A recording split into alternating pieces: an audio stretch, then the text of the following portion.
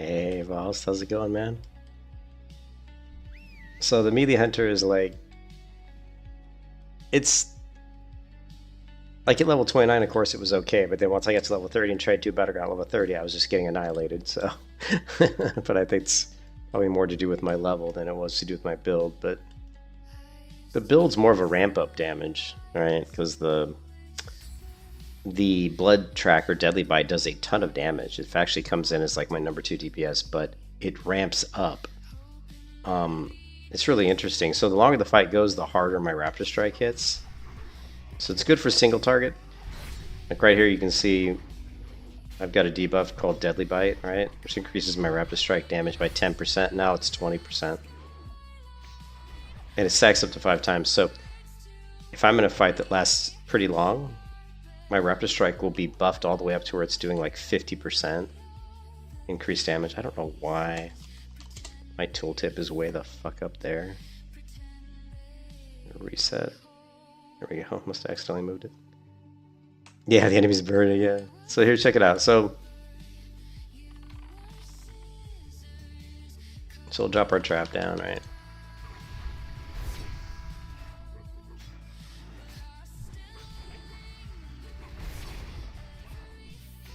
And these mobs just don't last long. So reset this.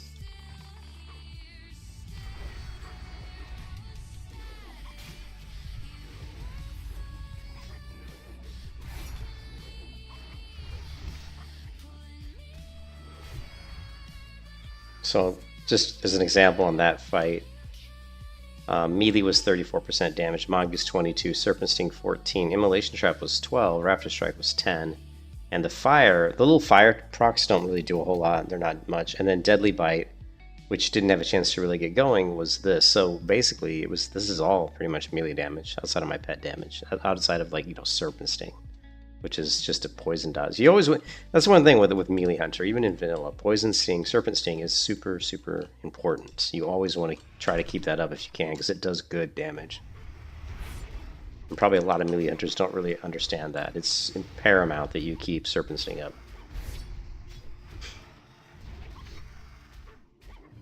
The other thing is you will burn through your mana pool fairly quickly. As you can see, just killing a couple mobs will burn through about half my mana.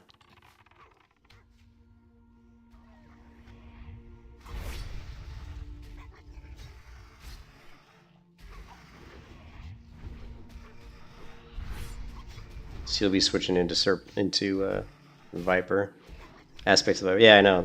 I'm in Aspect of Viper right now. I was just getting ready to say you'll be switching between Aspect of, and there's 3 different aspects, right? Because you have Aspect of the Beast, which increases your attack power by 10%, which actually is pretty significant. So if your pet's got threat, or if you're have a lot of health and you're just trying to increase your damage, you definitely want to be using at this level Aspect of the Beast. And then once you start taking a lot of damage and saying you're getting focused, then of course you want Aspect of the Monkey up.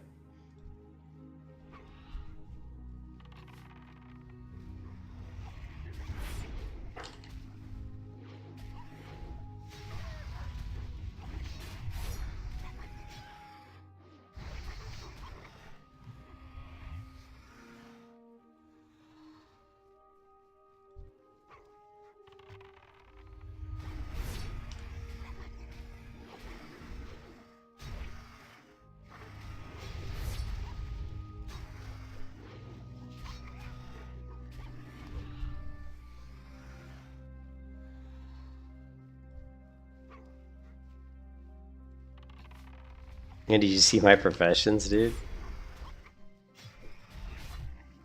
Look at that. So professions. Currently I'm enchanter, leatherworker, and skinning.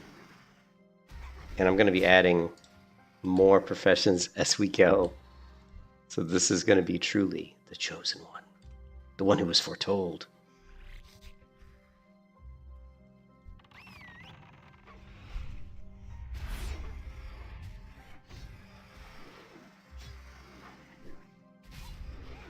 You kept cooking and fishing? Damn. Like right there, like... So yeah, I got a long ways to go with leatherworking. Why'd you do fishing? Is there something good in fishing? Like, is there a reason you did fishing? Because I don't know anything about fishing on the server.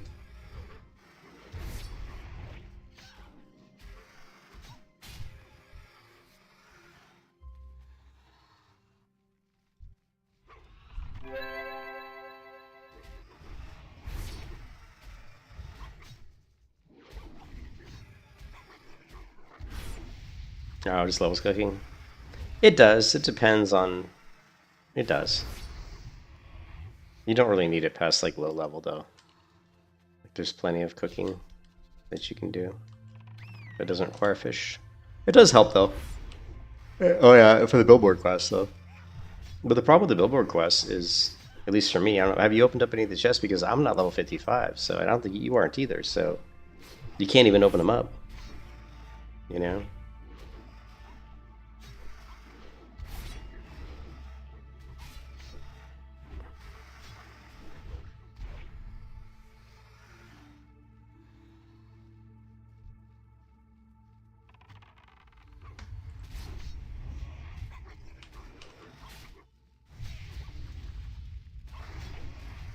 They can drop raid gear. Okay.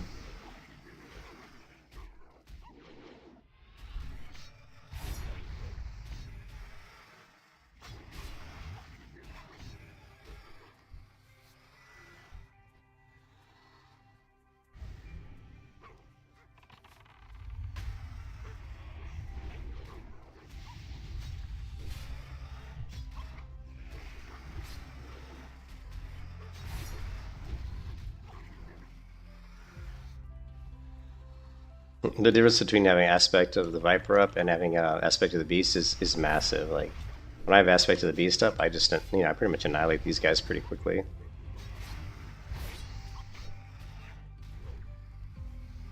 Takes twice as long to kill them when Viper's up.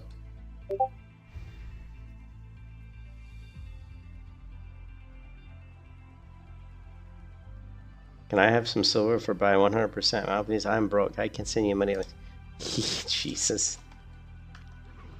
I love when people message you for money. It's like, really? Are you serious?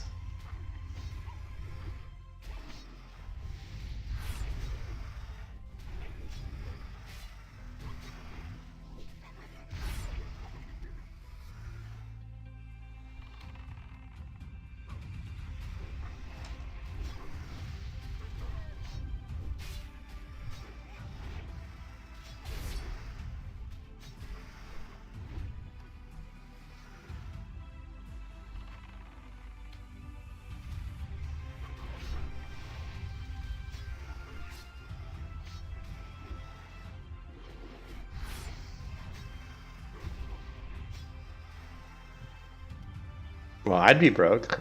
I'd probably be broke if I didn't sell some bags on the auction house. I'd be down around 10 gold if it wasn't for selling some bags and shit on the auction house. So, I mean, how are you making your money?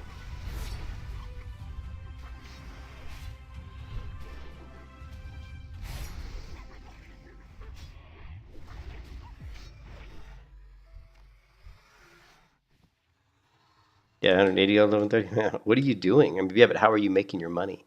What do you like? Because I tried selling some of the auction house, and most of it doesn't sell.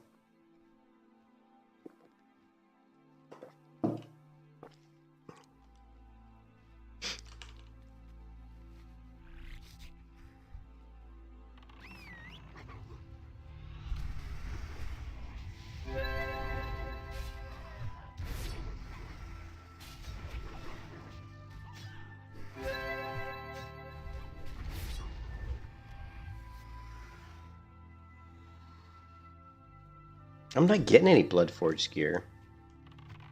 Like, does it just drop off random mobs? Right, it does, right? It drops off just random mobs. I'm not getting any. I am high risk. How do you tell? I mean, I know I'm high risk. How do you tell you're high risk, though? It says War Mode PvP. Oh, I didn't know that. So how do you turn it back on then? Because I did some dungeons earlier. Does it turn back on automatically? I mean, I'm flagged PvP, right? But I don't know if that means... Well, how do you turn it on? It doesn't even tell you? Shit. Okay, well, how do I turn it back on then? Like, where do I have to go back to a city? Okay, so how do I turn... So it's probably been off for a while, which is probably why I'm not getting any more Forged Gear. How do I turn it back on? Like any town, or does it have to be like a real town? Can I turn it on at Hammerfall's right here? Can I turn it on at Hammerfall? Or does it have to be like Undercity, Orgrimmar?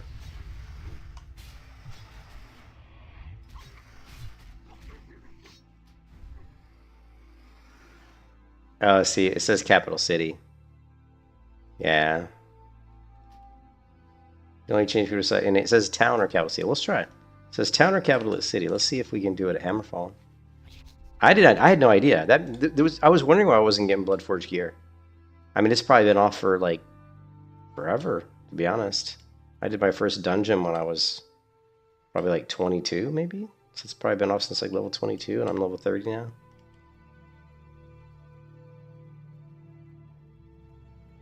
Yeah, that's stupid that it doesn't tell you.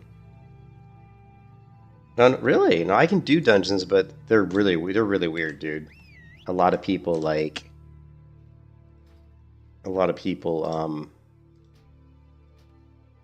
Okay, now it's on. A lot of people. There's a lot of bad people in the dungeons. Like I've had a lot of groups like disband. I've had people kicking tanks. I mean, it's been kind of a shit show, to be honest. Isn't it funny that I think the longer World of Warcraft is out, the worse players seem to get, which you would think it would be the other way around. You know what I mean? I mean, theoretically, the longer the game's out, the more people should be good, but it seems like it's the other way around.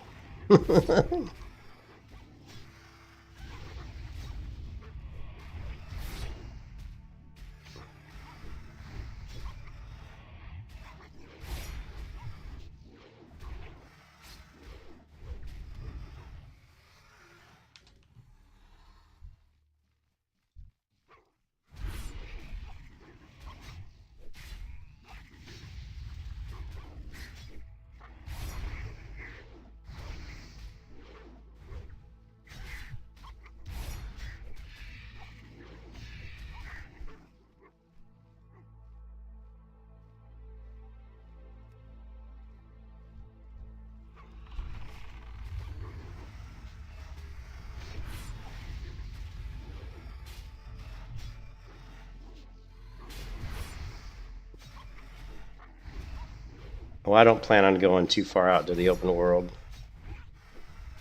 You know what I mean?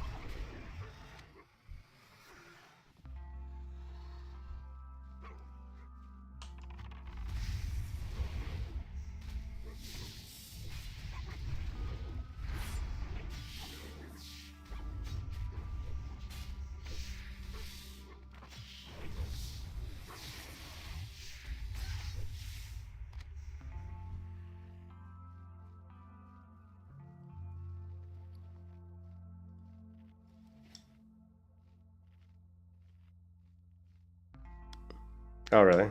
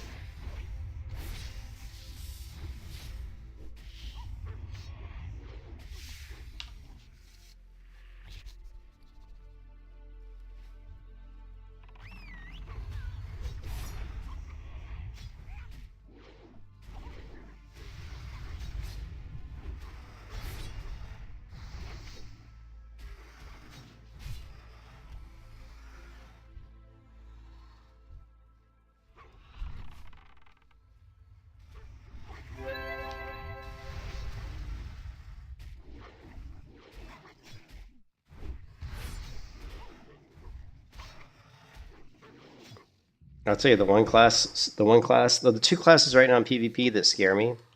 The two classes of PvP that scare me right now are shamans and warlocks. Warlocks are annoying, but shamans are even more annoying. They have all this crazy lightning damage, and it's just like I go up and I start beating on them, and they just annihilate me. I mean, it's just unbelievable the amount of damage that shamans put out. So I definitely need to increase maybe my resistances. I don't know. I think there is a talent that increases my magic. It'd be nice to have a lot higher resistance to like lightning damage because they seem to do a lot of lightning damage, man.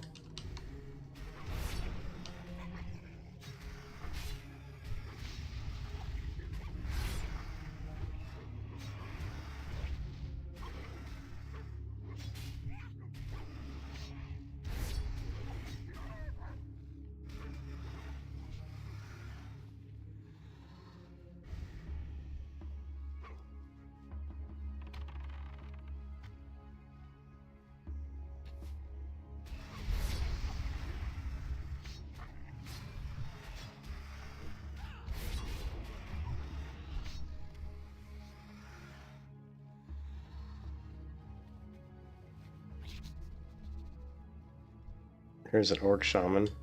See, just biff, biff, biff, dead.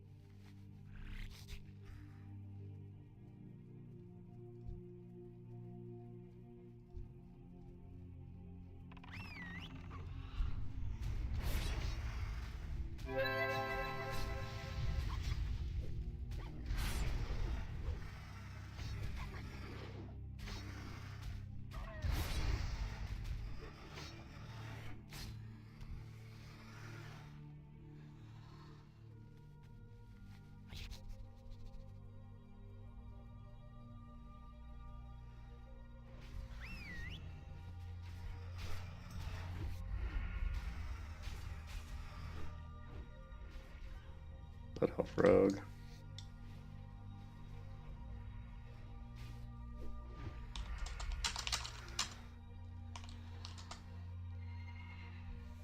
Okay, I guess not.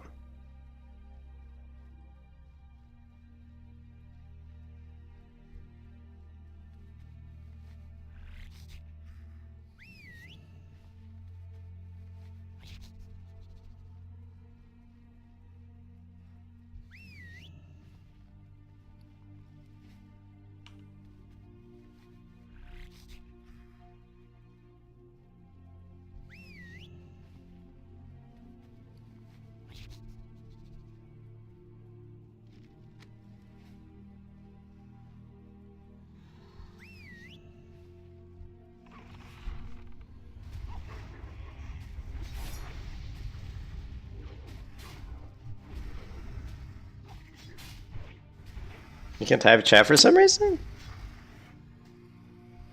Oh, hey.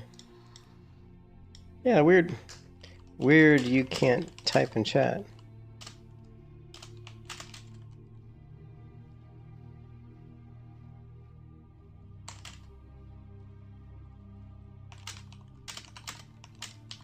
Yeah, I mean the melee hunters right now it's really like I mean for PvE it's like so at my current level. PvP is again so at this level, but we're still trying to theory craft, so we got a long way to go.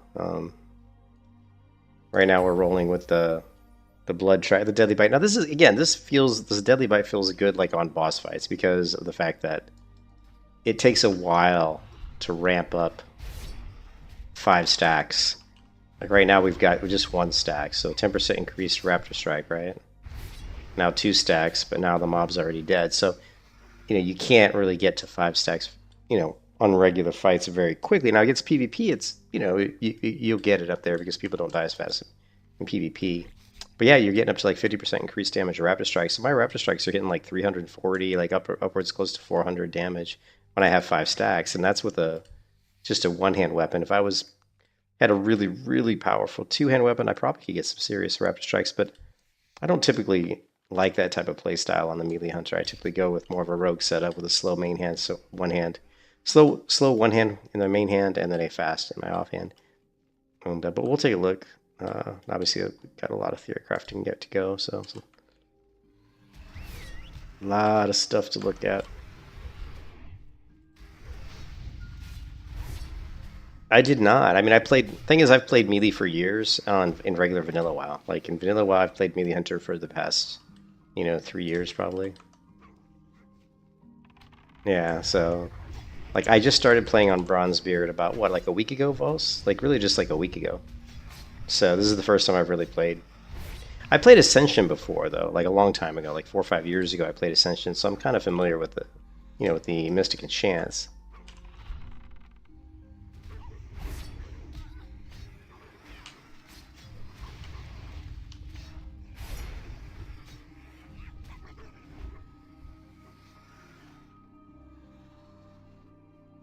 Now I'm running with Aspect of the Beast. Of course, if I had Threat, like if I turn my pet's Taunt off. But it's weird because, in this version of WoW, it doesn't require you to dodge an attack or whatever, or for the enemy to dodge to proc your Mongoose Bite. Thank goodness, by the way. So we don't really need to have the mobs hitting us. In vanilla WoW, sometimes I'll actually purposely face take mobs because I want them to try to hit me.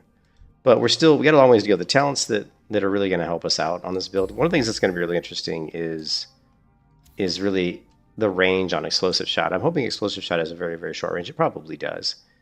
But because this is kind of a build predicated slightly on fire damage, Explosive Shot could be interesting.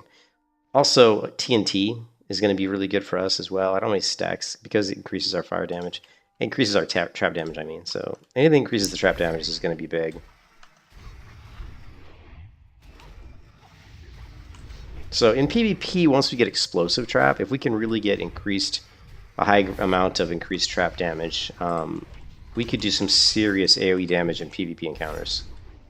Like we could do a lot of AoE damage with Explosive Trap. It could be pretty significant. Also, this is like if you guys have ever played Elder Scrolls Online, they always talk about Elder Scrolls Online. You talk about stamina builds. Like there's always like this build and then the stamina build. And the stamina build is always like building up your character with a high amount of health. And then the health somehow, in a way, helps your damage because the build has talents or abilities that kind of play off of your health pool. This is definitely going to be more of a fire build for sure. But this build, I think of it a little bit slightly as like an Elder Scrolls Online stamina build. Because we need survivability, so we need health, but there's actually talents in the talent trees on this that actually play off of our health pool and increase our damage. So we're definitely going to be playing into anything that gives us any kind of dodge, any kind of health, and any kind of crit. So if we look, I don't know if I still have the talent tree up. Let's see. There's also this. I found this when I was doing some searching, Vols. It shows all the locations of. And some of this might be out of date, but these are basically the locations of just things in the world that you can pick up. You know how like when you're walking through the world, you see like a sword on the ground or something. This shows those things, and then you can even go in and mark it and say, oh, I found this, and found this. So it's a way for you to go through the world and literally zone by zone pick up every one of these items, right? Okay. Anyways, I thought it was kind of neat. So if you ever have time to do that, yeah, it's pretty interesting. Yeah, I'll DM it to you. And again, it's not. I hear that some of those nodes might be out of date, But check them out and see.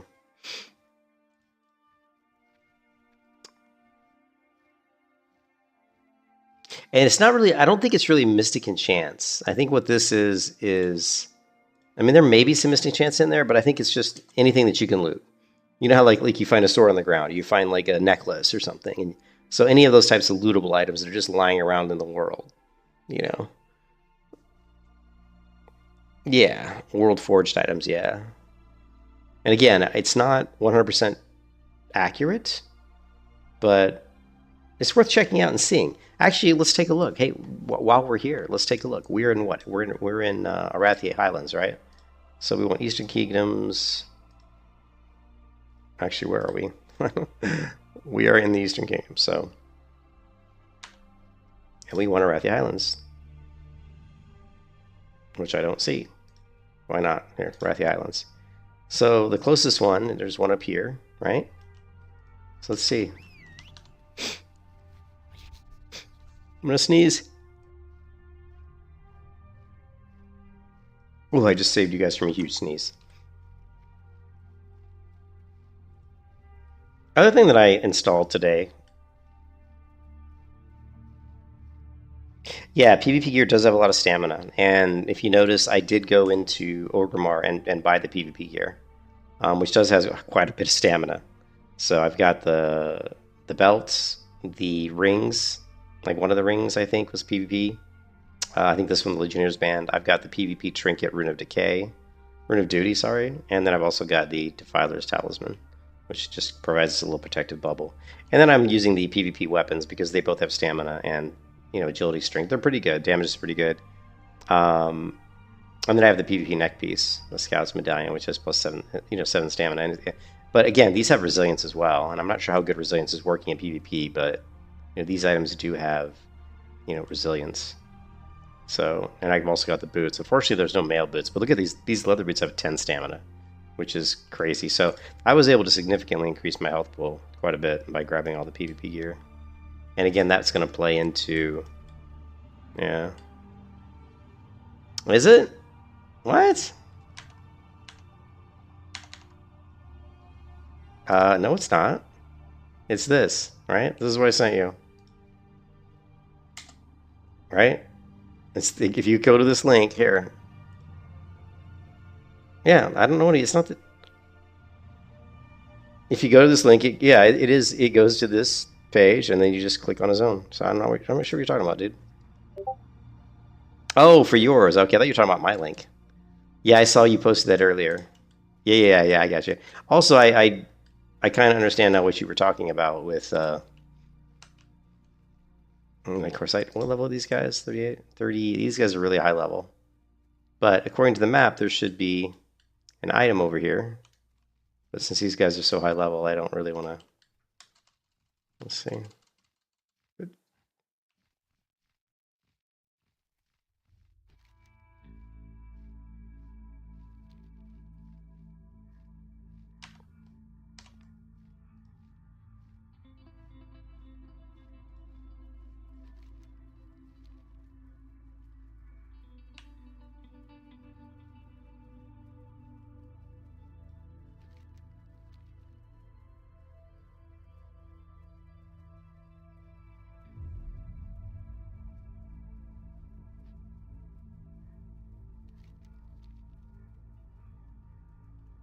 I think I see it right there. See it? Maybe? It looked like there was a little sparkle by this stone. Maybe not. Okay, maybe not. Anyways, whatever. Well, let's see how hard it is to kill these guys. Let's try killing one of these dudes. Let's go with my...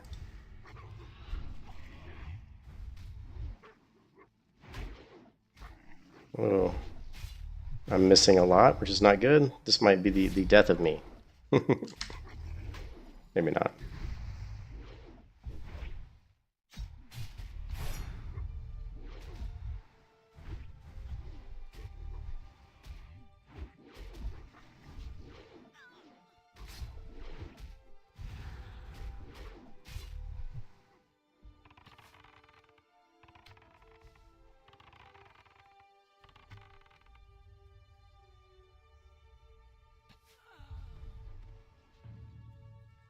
Oh, he came right after me.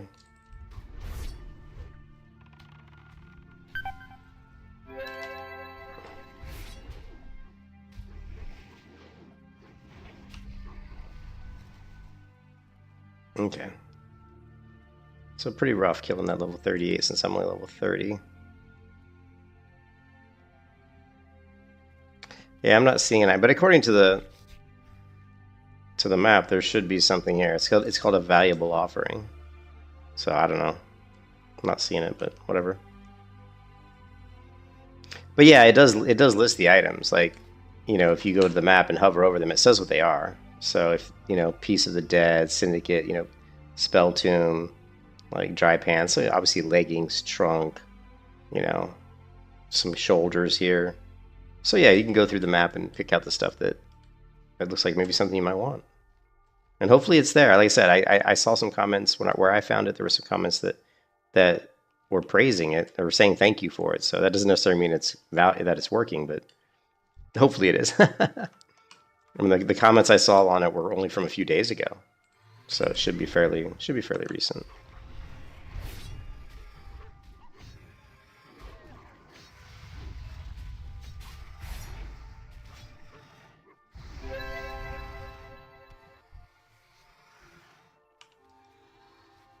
But I wanted to go back and look at the Wrath of Lich King talent calculator.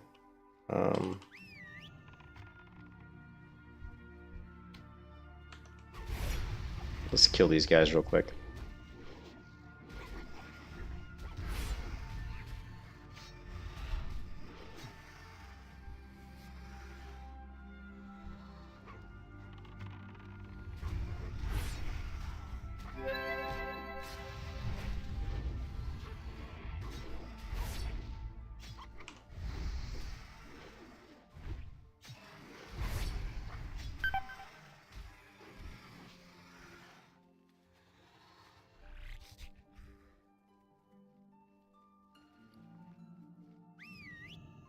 There we go.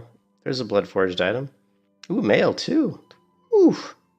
Okay, this is a really good item for me. Agility, stamina, hit rating, attack power. This is like awesome for me, actually. So that's a good one there, right? That's my first Bloodforged. I am Ghost Spear. Polearm. Oh, nice. Ooh, that's cool. Was that on that map that I gave you, or did you just find it somewhere else?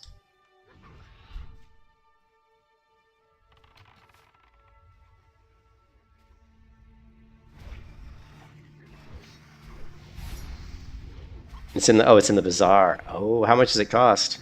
It's probably way too expensive. Probably way too expensive. Yeah, I don't have that much.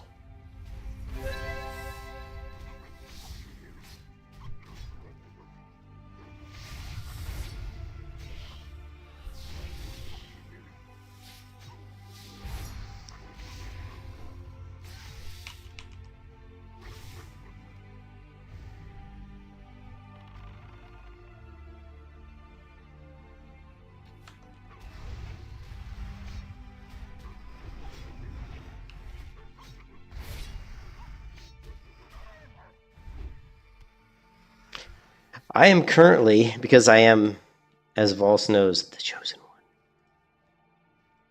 Let's go. Then I would like to try to grab his body, pull out my bag of holding, and then put my portable hole in it. Very funny, but you can't interact with two objects on your turn. Fast Hands lets me use an object as a bonus action.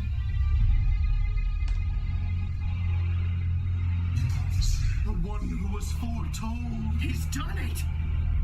The beholder is sent to the astral plane. I've got to put that somewhere in my... I think this... We could do this...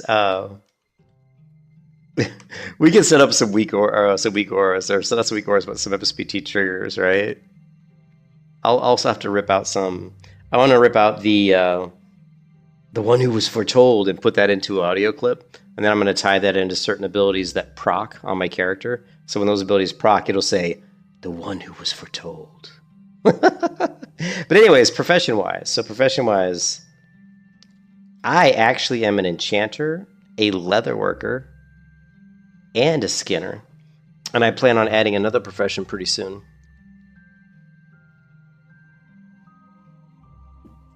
You bought Lego Spirit. Very nice. Very nice. Very nice. Indeed. All right, let's go. So if we look at the talent calculator and what I was talking about with the hunter, like currently, since I've never seen it, it's pretty, yeah, it's cool. Well, I have transmog turned off, so I don't see other people's transmogs. But currently I'm Savage Strikes. But what's interesting is this is different. Like if you see here Savage, I think, or maybe it's not different. Maybe I'm having a brain moment. I think. Where's my Ascension? I think I'm thinking of the traps. No, it is different. See, look, Savage Strikes has three ranks, which on this talent tree it doesn't. So there's actually changes to these trees, you know. Anyways, so we've got 3 out of 3, obviously on Savage Strikes. That's going to be paramount. And then we just need 2 points to get to the next tier, so we're going to grab Hawkeye because improved tracking. We're not going to be tracking people to increase our damage. That's just lame. And then, of course, we have Trap Master, which increases my trap damage and trap duration. We have Survival Instincts. Didn't really care too much about the critical strike chance of Arcane Shot, but it will play into Explosive Shot because we do plan on probably using Explosive Shot pretty prominently. And then, of course, reducing my damage by 4% is big because if I'm going to be up in like these damn shamans' faces, I'm going to be taking so much damage. So we've got to be able to somehow we got to figure out how to handle shamans. Because shamans right now have been the worst in battlegrounds. Like I've fought rogues and killed rogues. I've fought warriors melee and killed warriors without much issue. But man, shamans just annihilate me. Yeah, they're very annoying. Oh, and then they do reincarnate, and so so we've got that, and then you can see we've gone down into that, and then we're going right into Survivalist. And the reason we're going into Survivalist, so let's go to, well, we have to go through here on this one, this, and then we're going into Survivalist. The reason we're going to Survivalist is we want to get Hunter versus the Wild, because this is the one I was talking about. This increases you and your pet's attack power by 10% of your total stamina. So we really want to push our stamina because not only is it going to increase my damage, but it's going to increase my pet damage as well. So, and also, obviously, going for a bigger health pool is another side effect, or it's another way to combat the shaman. If I have more health, it takes longer to kill me. So, we need health is something that's really important, and that's why, of course, we're also going into endurance training, which increases the health of my pet and my health as well. So we're definitely going to be pushing that. And then we're going to be going into TNT, increase the damage of my explosive shot. Again, our key abilities should be, and I don't know because I'm still trying to theory craft this, but our key abilities of this build of playing the Meaty Hunter really should revolve around our Immolation Trap, our explosive shot, possibly our Black Arrow, and then mostly that's it. And then Raptor Strike, Mongoose Bite, and of course our legendary Mystic Enchant, which is Deadly Bite, which is basically every time we use Mongoose Bite, we're going to be stacking a debuff, bleeding debuff, which actually does a significant amount of damage. When you look at the damage I've been doing, you can see that my Deadly Bite is right here. It's only coming in at 6.9%, but it is significant on longer fights. So the longer the fight goes, the more damage you're going to be doing with Deadly Bite. So like these fights don't last that long. So it's only coming in around 6.9%. But if I go up to a target dummy and just beat on the target dummy for a little bit, and I get up to 5 stacks, it's going to be way up here around 22% of my damage will be Deadly Bite. So that really just depends on how long the fight goes. So yeah, so we're definitely going to be going into endurance training. And then, of course, we're going to improve Aspect of the Monkey because this is going to increase the dodge bonus of our Aspect of the Monkey, but it's also going to increase the Aspect of the Dragon Hawk, which I don't really remember what Aspect of the Dragon Hawk does. In Wrath of the Lich King, I think it increases our attack power. Is that right?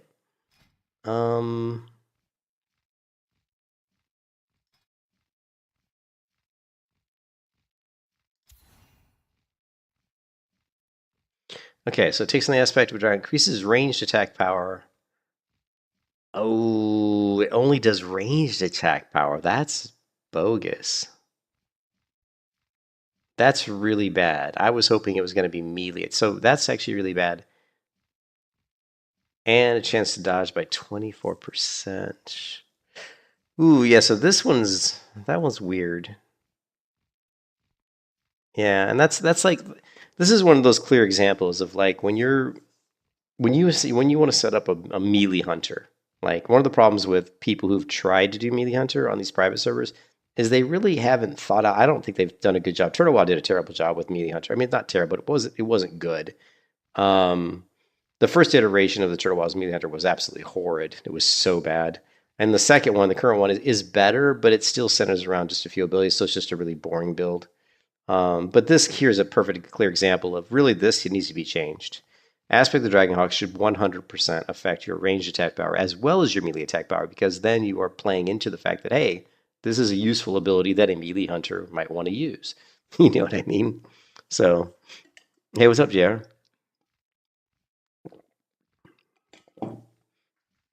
So this should be changed.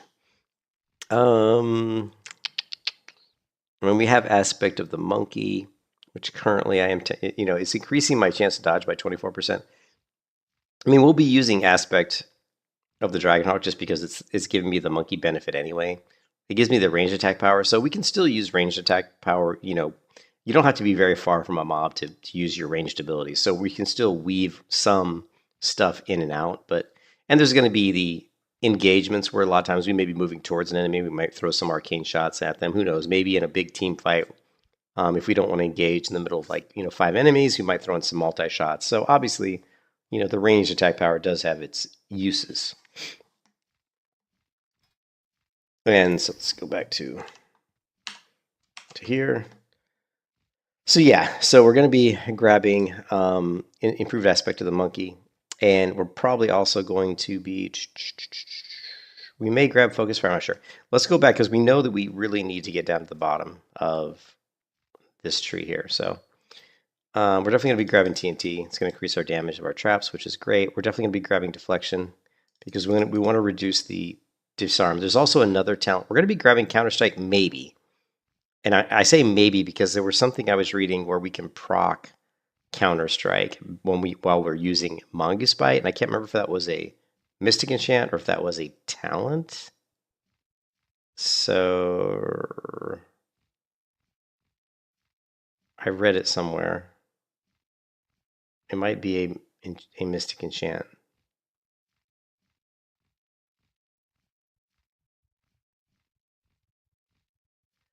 Yeah, let's take a look at that.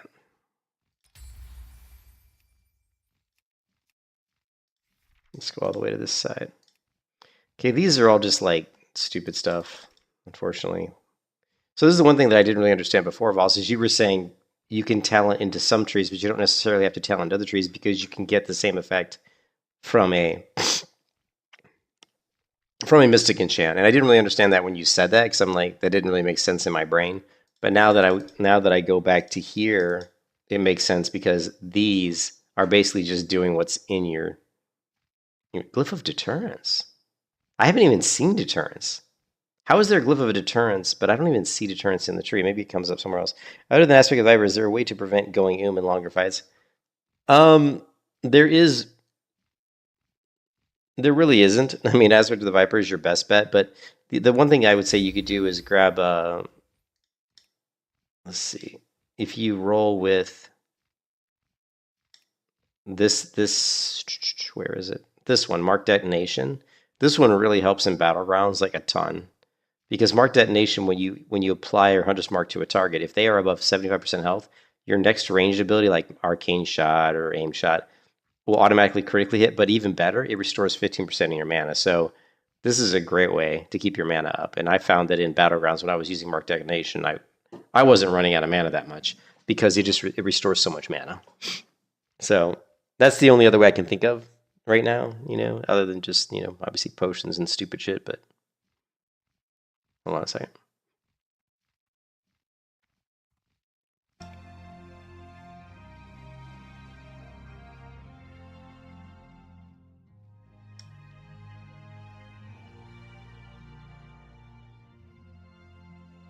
But yeah, I mean, Aspect of the Viper is going to be your go-to, unfortunately. So But there was something in here, and it must be a...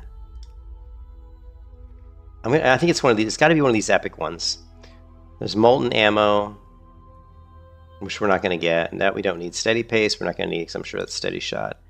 No, no, no. Spot weakness. Your range attacks 20% chance on targets above 20% health to grant you spot weakness. This effect can allows usage of next kill shot regardless of the target's health state, but deals 30% reduced damage. I don't think that's really worth it for melee for sure.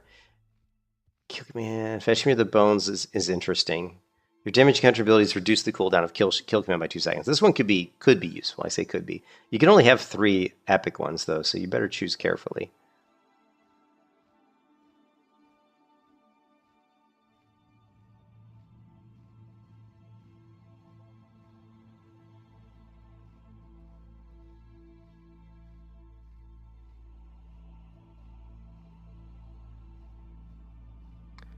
Where was it? There was some... I can't find it. I don't know where I found it. Lone Wolf, Stalker's Mark, Mongoose Bite, and Counterattack. There was something I read somewhere, and I can't remember what it was. But what it was is Mongoose Bite can possibly proc Counterattack, which would be another source of damage, and it would be another source of good melee damage. Here it is. This is it, I think. No, this is not it. Shit. Where is it?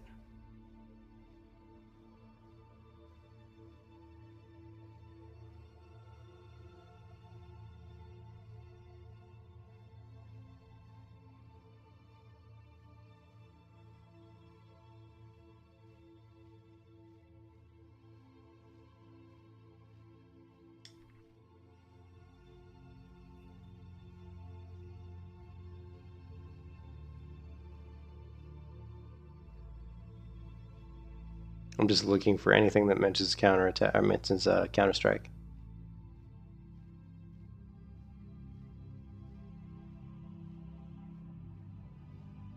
This one's pretty good. Deadly Instinct. Using Flanking Strike causes your next 3 Mongoose Bites or counterattack abilities to deal 50% more damage. That's decent. Do I like Vapor Wave? I have no idea what Vapor Wave is. I don't know what that is. When you deal damage, barb shot. No. Rain of Arrows. It must be a talent, because I'm not seeing it in here. I can't imagine it's one of these, because these are just all your normal stuff. Although some of these are different, like Glyph of Immolation decreases the duration of the effect of your Immolation Trap by 6 seconds, but damage while active is increased. Actually, this one's not bad. Decreases the duration, which is good, but damage while active is increased by 100%. So what is the duration? So if the duration is 15 seconds, yeah, so it's going to do the same amount of damage. It's just going to do it twice as fast. Yeah, no, I'm not familiar with that. So this one here, the Glyph of Immolation Trap could be pretty good. It's going to help you because it's just going to allow you to do more damage quicker, you know.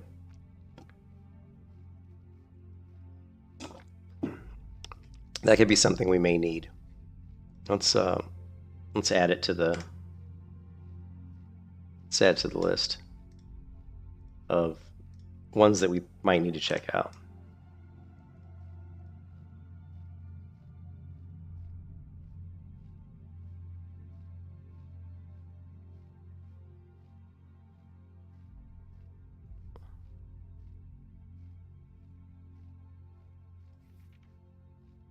Glyph of the Beast, and then these are just like, what's entrapment? When your frost trap, snake trap, or trigger, you entrap all afflicted targets and prevent them from moving.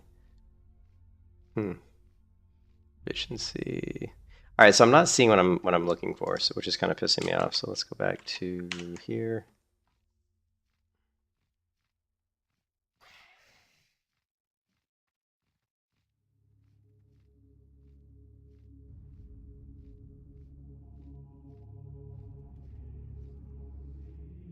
I'm definitely going to want this. You're definitely going to want this. Going to want agility.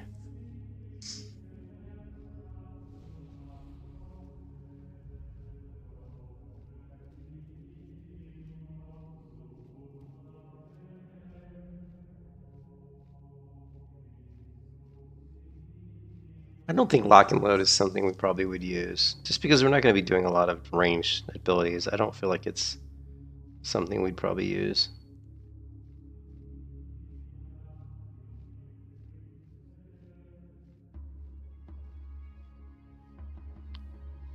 We should totally Julie by an additional 1%, and your arcane shot, switch shot, and steady shot critical strikes have 30% hits to grant up to 10 party members mana regeneration. So this will regenerate some mana. And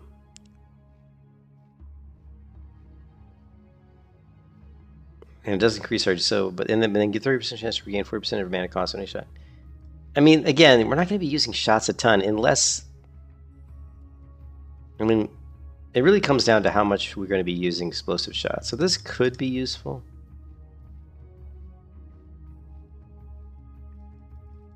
And you know, they have a lot of talents in these trees that are playing off crits, your ranged crits. And unfortunately, I prefer not to play too much into that because it's a melee hunter. I want to be doing melee. I don't want to be having to say, oh, I've got to constantly shoot arrows because I'm trying to fish for a proc. But if we get our crit high enough, we won't have to fish very long. You know, we might just get those crits when we're moving in to engage. So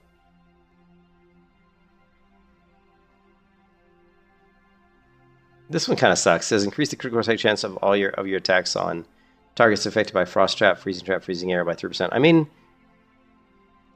it could be good. I mean, we could be throwing down a freezing trap. I always forget which one's the damn slow. I always forget.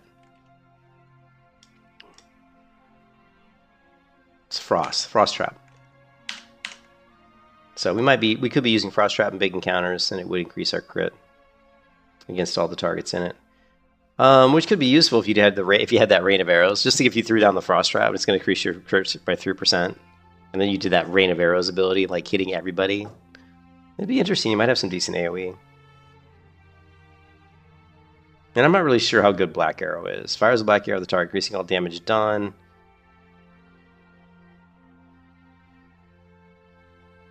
So I don't know. It could, but it shares the cooldown. I don't know. I'm not sure.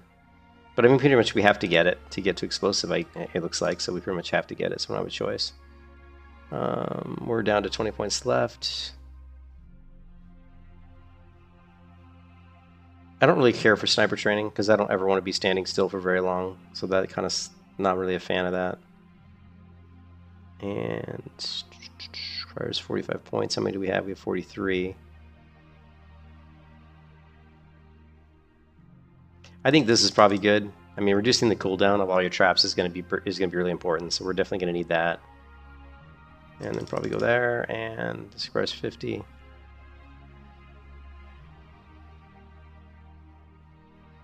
mean, you could go with Scattershot. Scattershot has its uses, especially if you have Trap Launcher, because that would enable you to basically just CC specific people pretty much whenever you want. But yeah.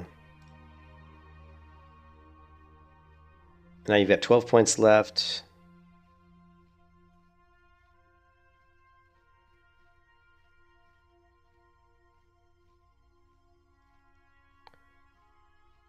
Now I would go with Aspect Mastery here, because now it's going to increase the attack power bonus of combines the, here it says Aspect of the Dragon Hawk combines the bonus from Aspect of the Monkey and Hawk, which I thought it did that anyway, to be honest. But yeah, we definitely would want to grab at this one. And then we could buff our pet a little bit here. We got 9 points, and we could buff our pet up, give him some more armor.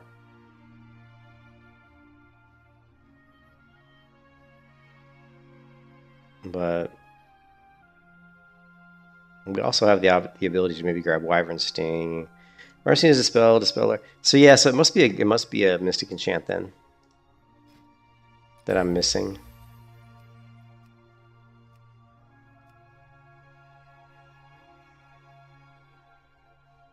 Combat Rhythm.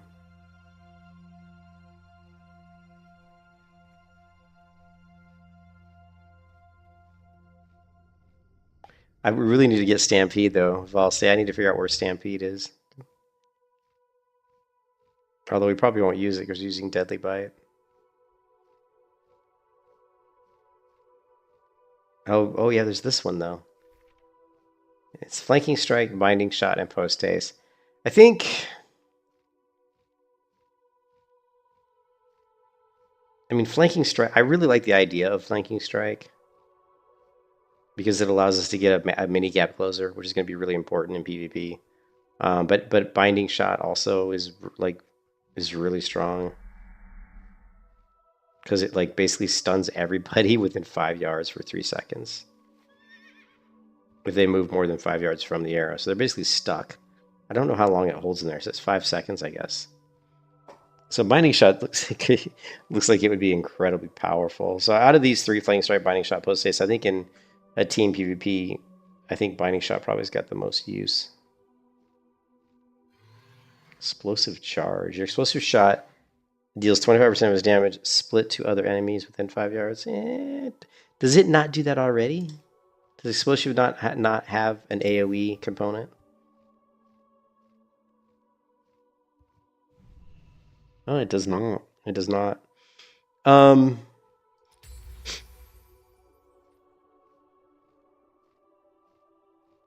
Again, not bad for pressure. Like if you want to pressure, put out damage to multiple people. But I don't know. I think having your damage more focused is probably better.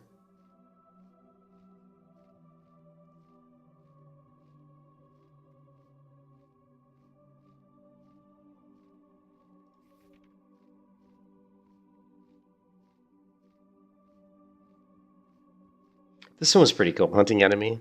Increase the damage of your pet's special by 10%. It says after killing an opponent, the deals experience around your pet's next 2 special abilities gain 20% critical strike chance. That's not great, but interesting.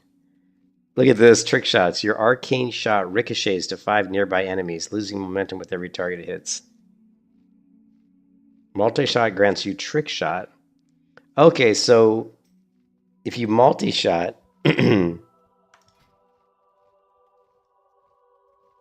with a black paw. Well, that's pretty cool.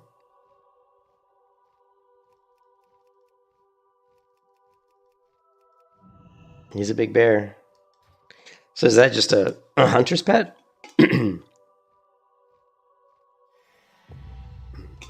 Or is it a mount? Losing my voice. It's just pissing me off that I can't find that ability.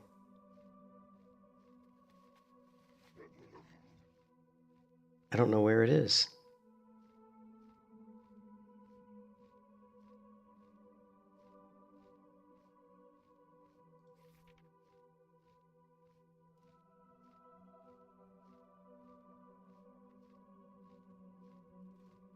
Special shot makes your neck steady. No, that's garbage.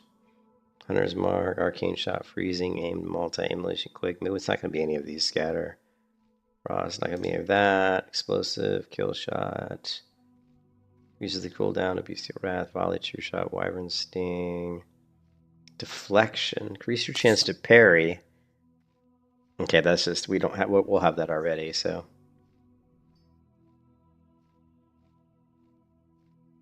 But because you can get stuff like this, like deflection, that means you can go into your survival tree here and actually, not talent point into that. Like you could go in here and say, well, I don't need this because I'll grab the glyph or whatever, the Mystic Champ. But we need so many points in this tree to get to explosive shots, so I don't think that's going to play in for us. I don't see anything else here. I mean, we could go for careful aim.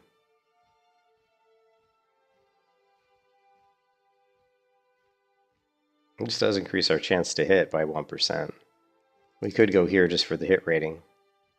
3% hit that's going to be really big. Actually, we definitely should go here because I like to dual wield on melee, and I don't know if we still have the dual wield penalty in this version of WoW like we would have in vanilla WoW, but dual wielding does have a hit penalty.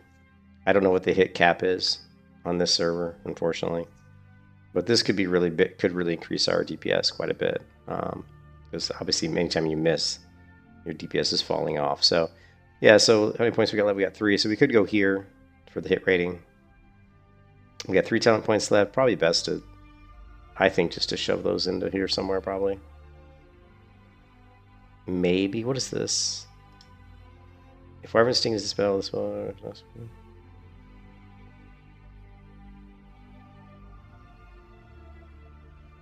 I don't know. I mean, suppose weakness. I mean, we could set up the hunter to basically like, because we would have to fish for a ranged crit. If we went up with exposed weakness, which plays into one of these other abilities.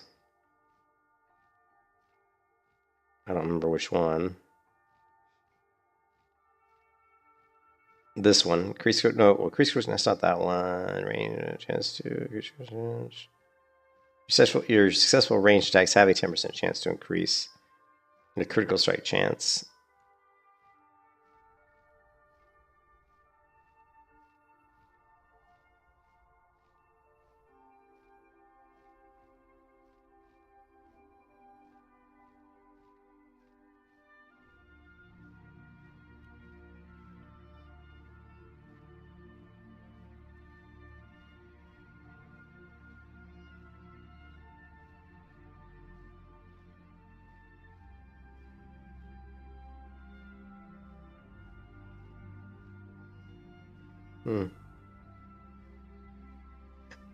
I don't think it's like 100. It's not 100% accurate.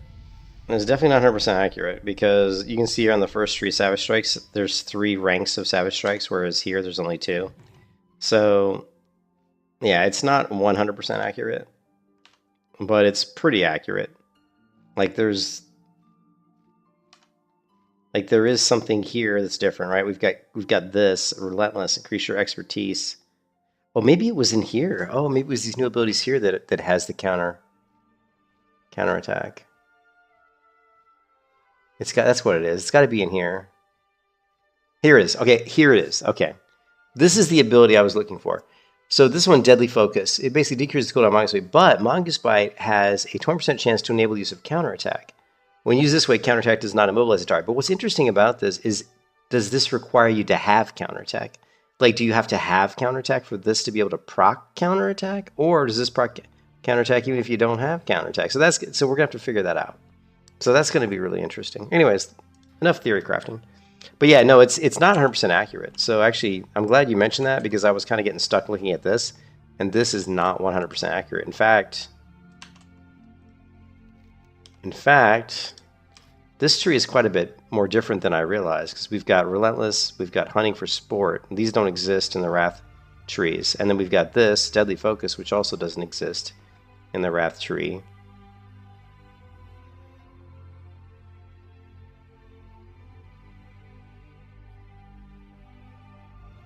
But the rest of these do exist. Yeah, they really need to come up with a talent calculator. All right, so let's... Oh wait, let's not do PvP yet. Let's not do that yet. How can you pick up a chanting? You have to buy something. It's from the cash shop. You have to literally go into the cash shop and purchase something. Pay to win, baby. Pay to win. You have to go to the store and you have to buy...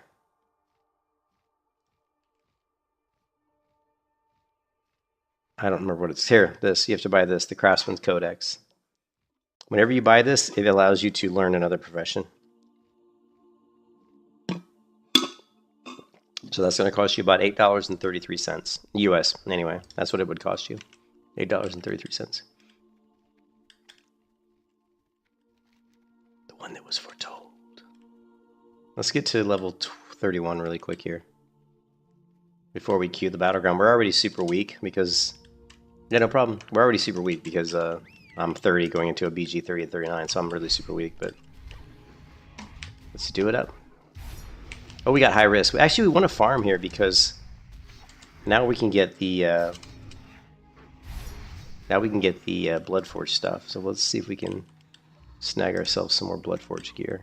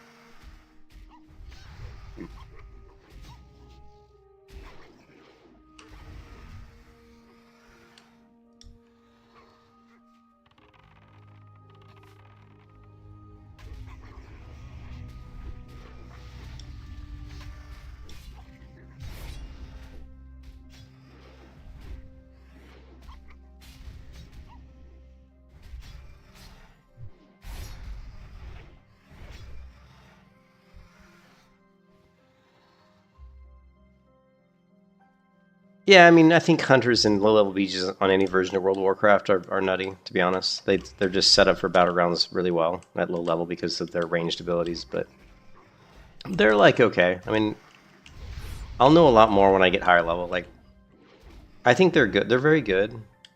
But right now the classes that scare me the most in PvP is the Warlock and the Shaman. The Warlock and Shaman seem crazy, like crazy DPS, like insane DPS.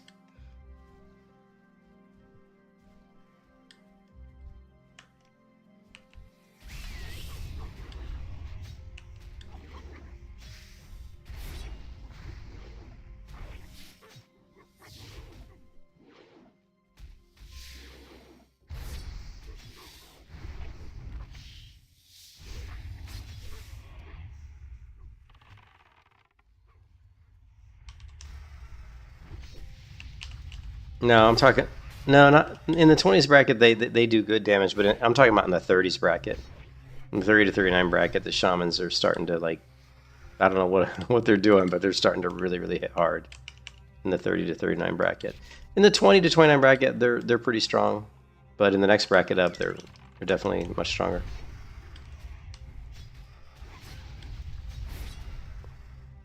Typically in World of Warcraft, hunters are very strong up to like level 30, 35, and then they start to fall off a little bit. We'll see if that happens in this server. You know, a lot of it depends on, you know, these Mystic Enchants, you know. The jury's still out for me. I got a lot of theory crafting to do, so...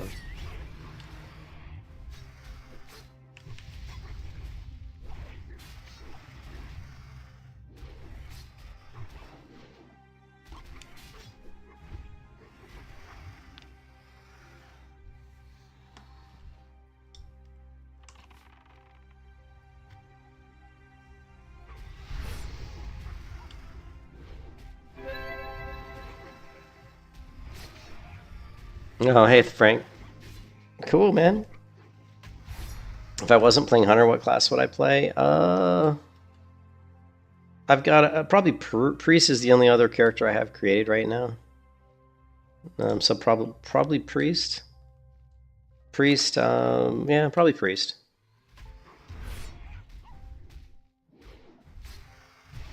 Yeah, thanks, Frank. Though I appreciate it, man. Thank you.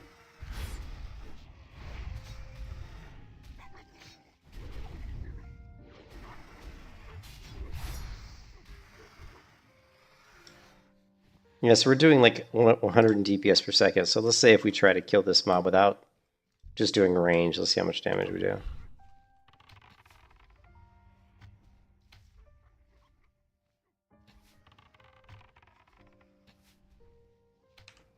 You can see it's about it's actually higher, not by much. So like if we do range damage, our damage is, you know, it's a little bit higher or pretty much the same. And again, but the melee is definitely going to outpace the range damage once the fight lasts any length of time because of the, you know, because of Deadly Bite. You know, if the encounter lasts longer, then the melee damage is going to really start spiking up a lot more.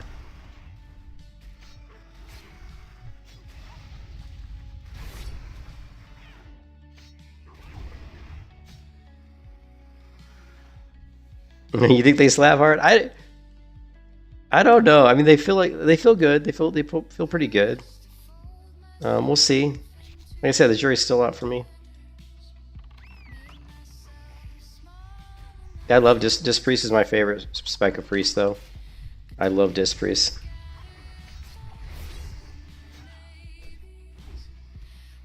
Yeah, with aim shot, that's what I was. I was spec'd into aim shot up until like level 28, and then 28 I switched out into the melee build.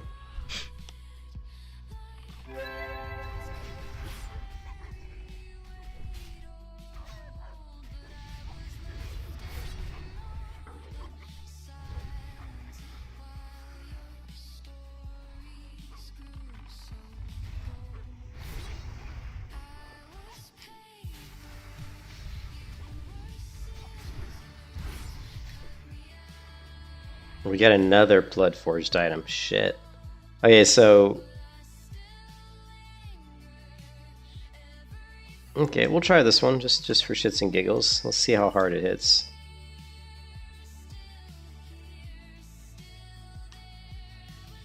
Let's reset our damage meter too.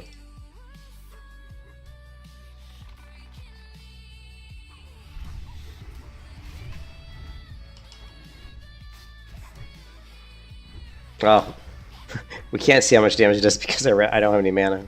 I have no mana!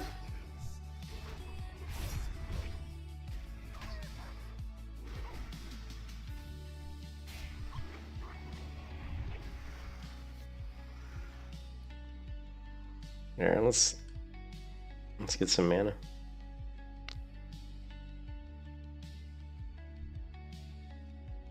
Did we name my pet? We still haven't named my pet.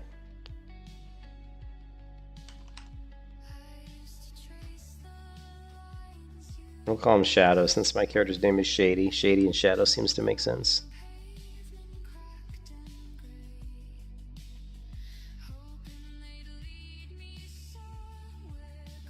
Beware the BM Hunter. What BM Hunter? What are you talking about?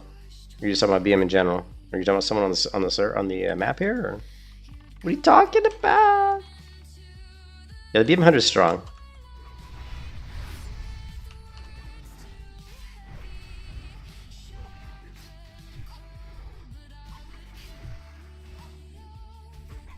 You can see the damage is shit right now.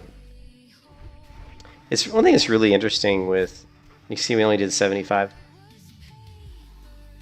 One thing that's really interesting, and I'm out of inventory space. All right, we're gonna have to go clear inventory. Is that on paper, everybody always thinks that a slow 2-hand weapon is going to be best for like a melee hunter, but in my experience, that's not been the case.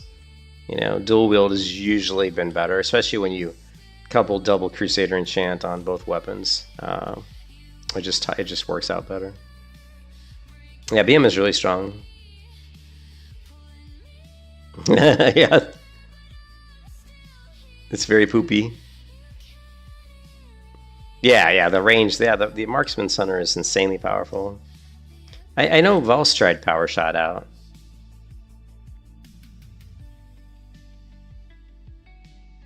They run off, yeah.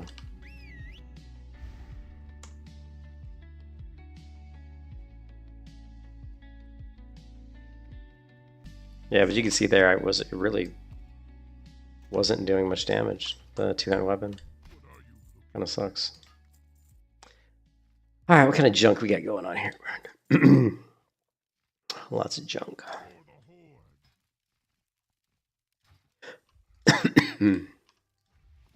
Oh, did I move it? Yeah, I did.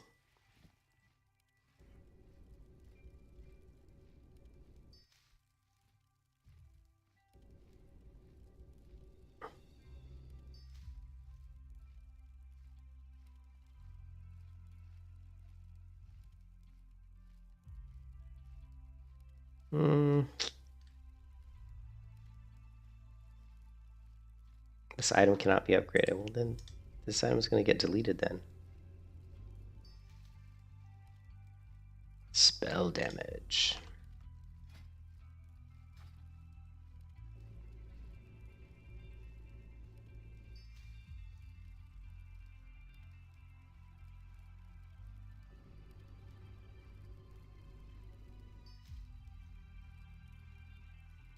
Bear Spirit, Samolika Spirit.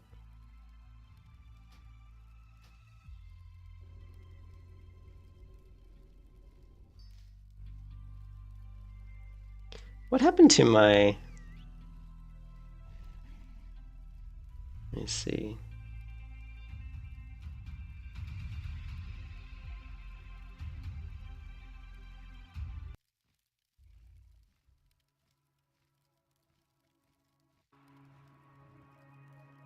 Yeah.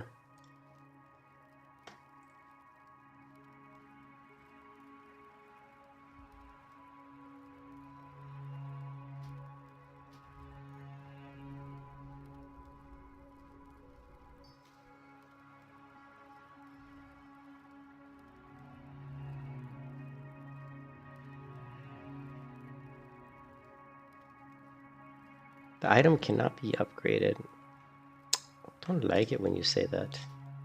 Why not?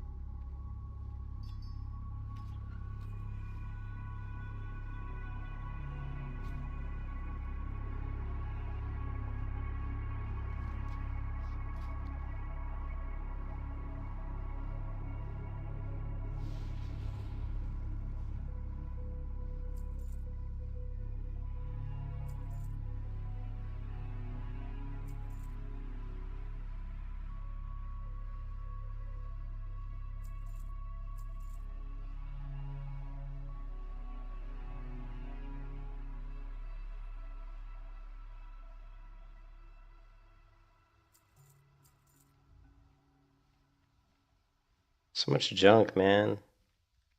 So much crap in the inventory.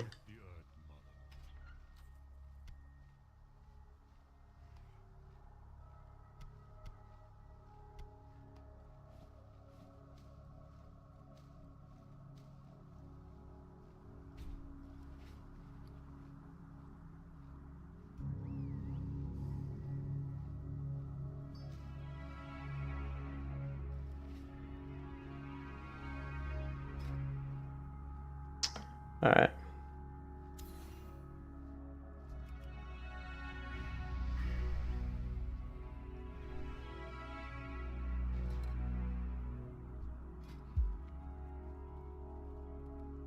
Multi-shot.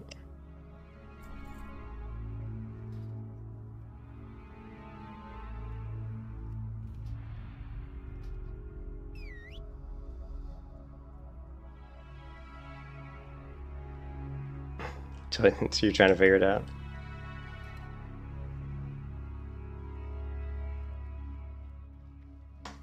All right, so you're gonna see the very weak melee hunter in this group because mostly because I'm low level, but did you best get at 60? I think. Let me see. I think you get 3, 4, 5, 6, 7, 8, 9, 10, 11, 12, 13, 14, 15, 16. I think you get like 19 or 20, maybe. Around 19 or 20, I think.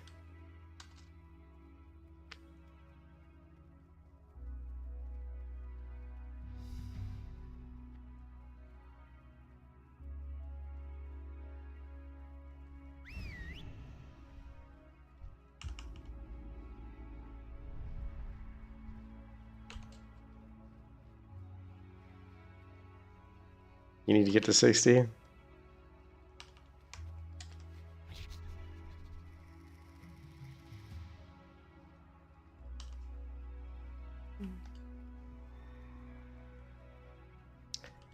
Well, I'm a long way from 60, so yeah, it would be nice, but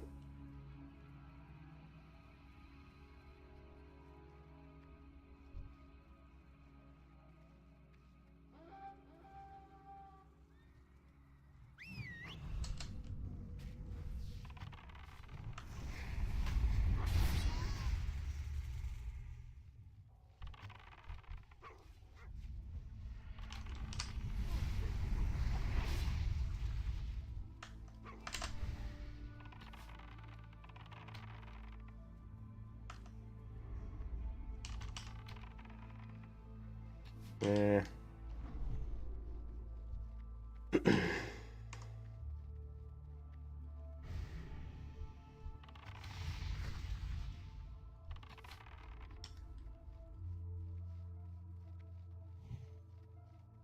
Yeah, 14 on your paladin. Nice.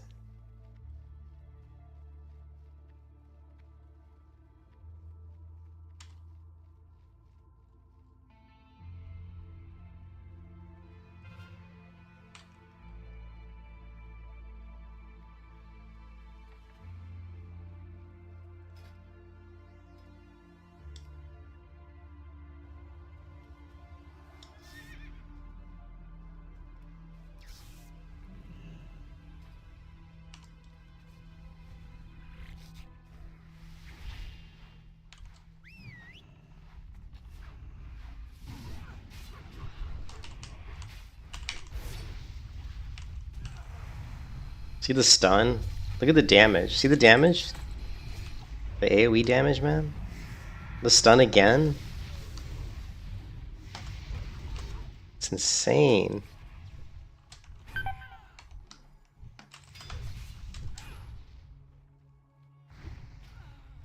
Oh shit, I'm not sure what hit me there, but it was just like Biff dead.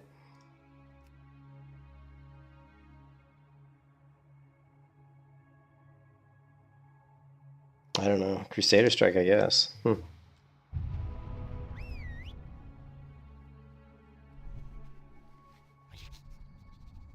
Tribal tattoo? Yeah, you got the tribe. We got the tribal look going. Let's see. What do we have a helm? Let's put this on. Oh well, I hate how you can't change gear when you're in a battleground. Like, that just sucks. Because I always have my skinny hat on, and then I can't. You know? Sucks. I hate shamans, man. If we see shaman, we have to try to kill him. Because I just hate him. This guy's giving up. He's going for the DA. Damage. Amplifier. You got your hunter. Alright, let's group up with our team. This is looking pretty ugly.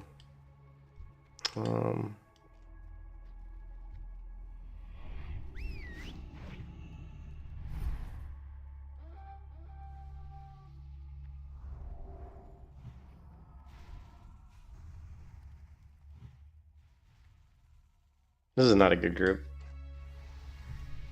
I feel like everybody's... I don't know. Here we go. Come on, buddy. Come on, Brohim.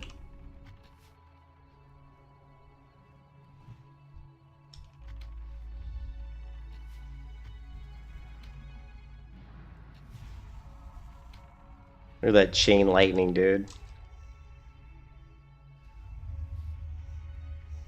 It's alright.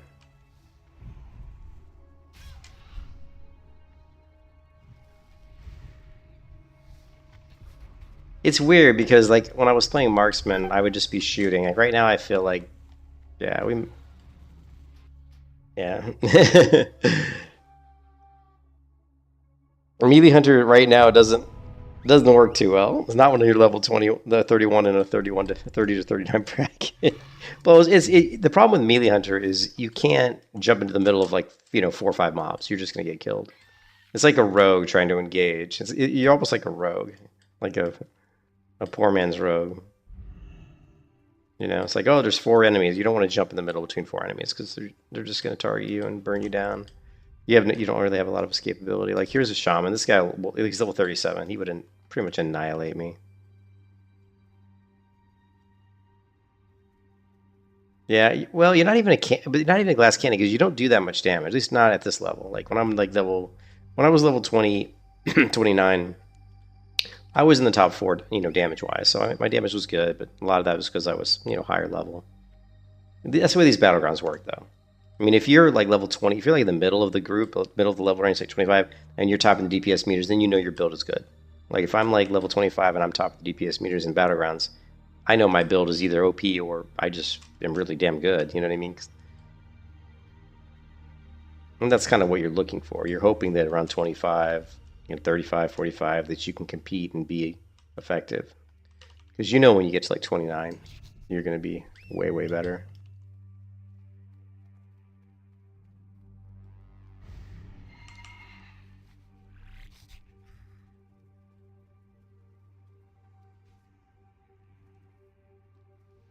I didn't even see those guys up there.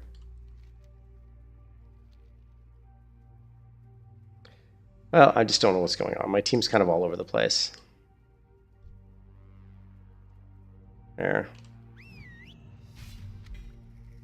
Oh, there you go. We didn't do much of anything. You've entered high risk. Look at that. You've entered high risk PvP. So what was the other thing that we got that was...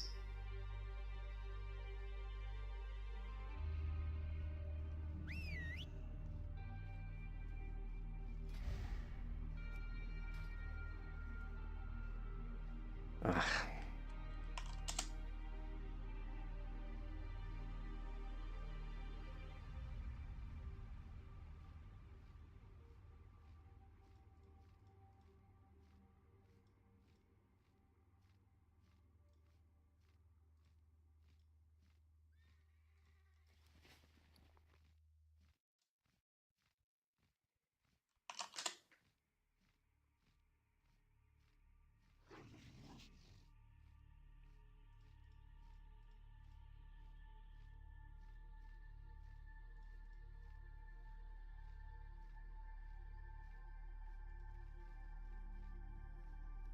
Why is that way up there? Ah, whatever. That's annoying me.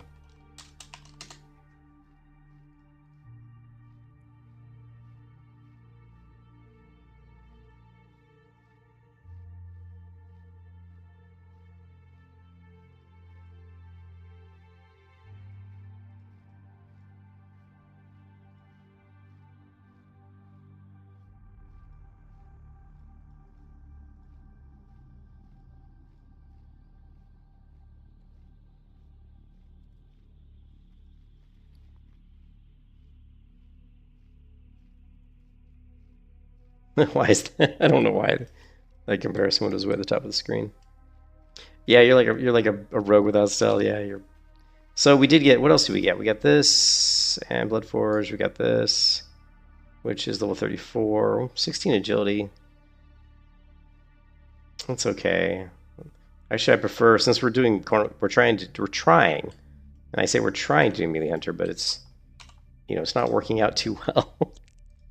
But I think it's a level thing. But ooh, the snow! I love snow. It's not, the Melee Hunter is not going to look good when I get into fights where it's not one-on-one. Like if it's a one-on-one fight, then we can see what I can do. But if it's like one on more than one, it just isn't going to work. Yeah, Marksman Hunter is super strong. But Marksman Hunter, the problem with Marks is it's like, of course it's strong. Like you're standing back just dropping bombs, right? So, great staff of the Shepherd. Oh my god. That's silly. I would never want that. I would never want that.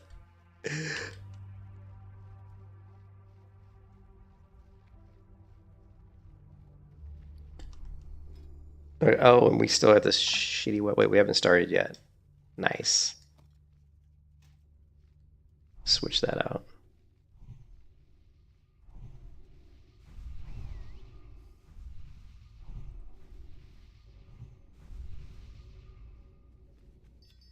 What about helm? And let's go ahead and. Where was the other helm we had?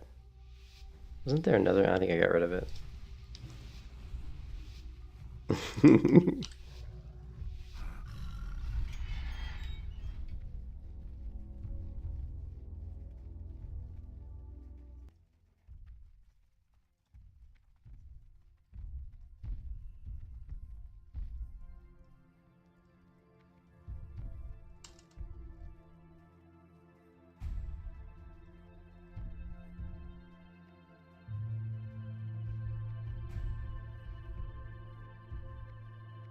These guys just bowed out.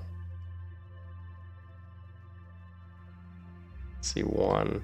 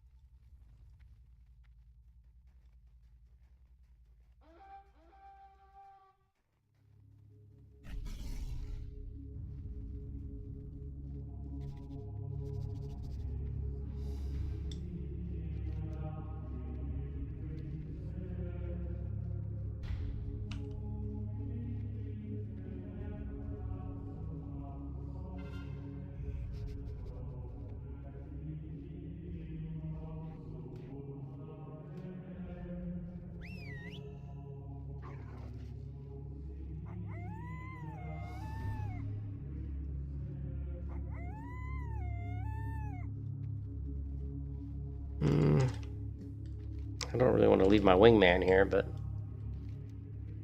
because I would like to actually win this battleground.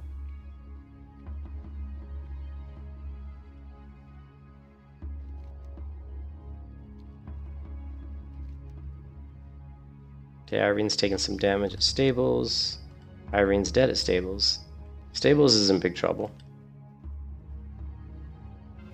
Yeah, stables is gone.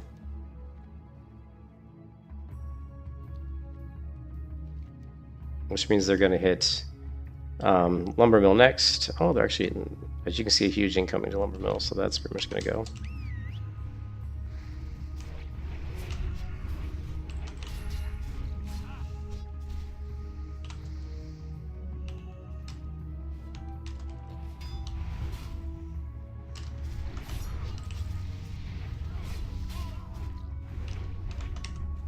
Oh, and he bubbles. The bubblicious.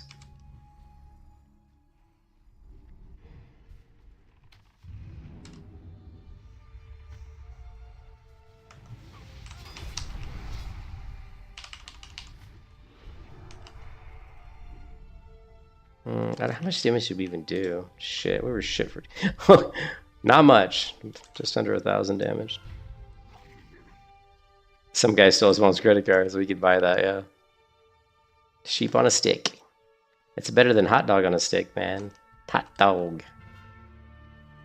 What are we? We're Alliance? Holy shit, we're getting crushed. Yeah, they do. Somebody needs to fucking rip that off, man.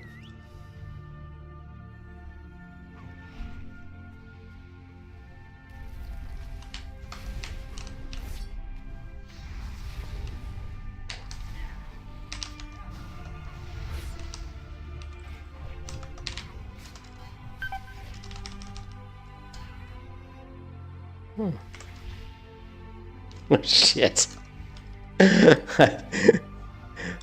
I actually popped a healing potion in midair, but it was like a really like low level healing potion because I have like shit for healing potions. Yeah, we're gonna have to pick up alchemy. I'm definitely gonna be picking up alchemy too, boss. We're gonna want some frost oil, maybe. We're definitely gonna want. I don't remember what like enchantments they have in Wrath of the Lich King. Or if Crusader's still going to be the best for my dual wield setup, you know?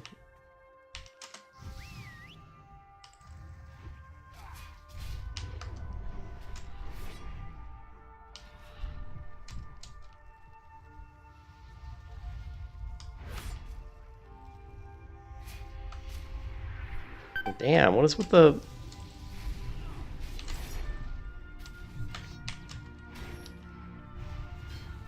What is with the knockback? Yeah, Mongoose is going to be good. I hate knockbacks. Like, knockbacks to me, like, when they added the Shaman knockback, I think it's one of the worst abilities. Of course, Shamans probably love it, but I think it's one of the worst abilities in the game. Because it's overpowered, right? And it does the one thing that I don't like in MMOs, which is it prevents you from actually playing the game. Like, you go up to a mob, and you start to hit them, and boom, they knock you 20 yards away. And then you get back up closer, and then a druid roots you. You know, just the constant CC. It's like, you end up just running around in circles. You don't get a chance to actually play your character. Never been a fan of that. I've always been a fan of skill being the deciding factor, not just CC. Some people will be like, well, CC skill, not really. I mean, there is some skill, of course, but like if you look at like retail World of Warcraft, and you see mages with their ice wall and how they use ice wall to, you know, to cordon off their team. Yeah, that's skill for sure. But let's take this guy down to Chinatown. But yeah, I've never been a fan of that ability.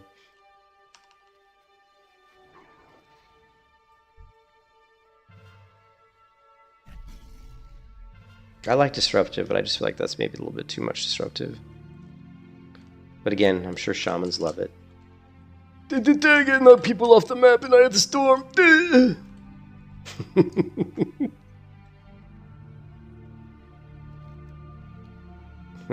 Once again, we're getting annihilated, right?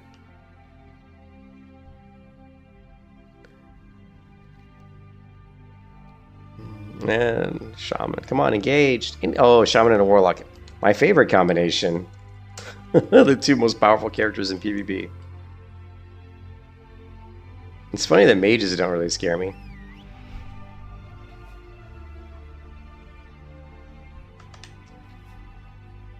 The hell is that? Don't know, but I don't like it.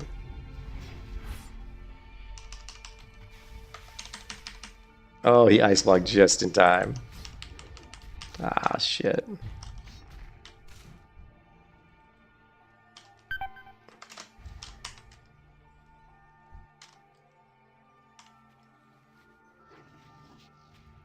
No. Oh, yeah. And of course, Shaman, insane damage. Boom, dead. Shaman's like just way too strong. Vols, you're at the higher levels of PvP. You said the Shamans are also super strong and higher level too, right?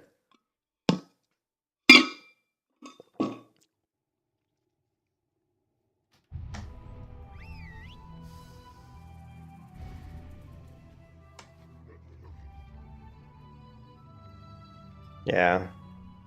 Hey, let's see. How am I? I'm doing like I'm a level 31 melee hunter and I'm out DPSing a mage, a rogue. I mean, all these people I'm out DPSing, which is kind of crazy. That gives me some hope, I guess. Warriors got the Wiffle Bat. They refuse to die. Really?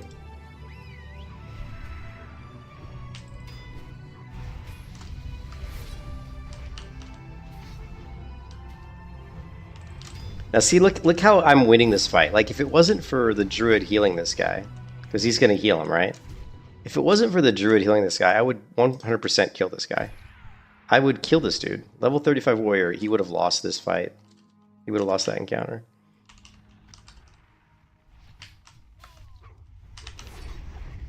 Although I might have been getting kills there, to be honest.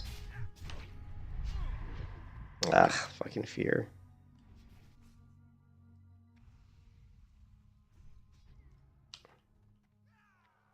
Fucking fear. I'm not sure. Did I receive heals there? Let's see.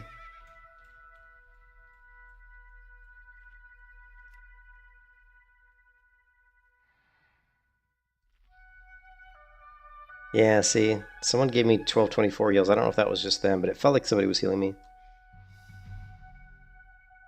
When a shaman is melee charged you, silence that foe with your racial. Oh, yeah. I always forget about the racial. Dude, I always forget about the racial. I forget I'm even a blood elf. Because I don't... You can't really tell what I am with this getup I'm wearing, right? Like, what am I? I actually look like a human, to be honest, with this getup on.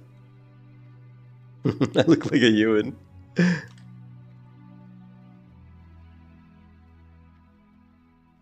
I always forget about my racial. There, look, little shaman. Now he's a little bit... Let's see.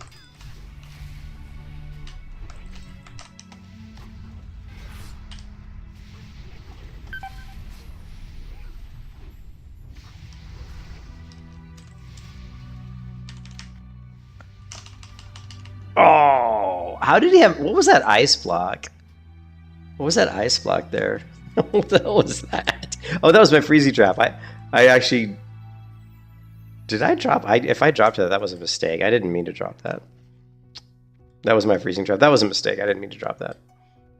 It didn't matter. It didn't hurt. I mean, actually, it probably was a good thing here.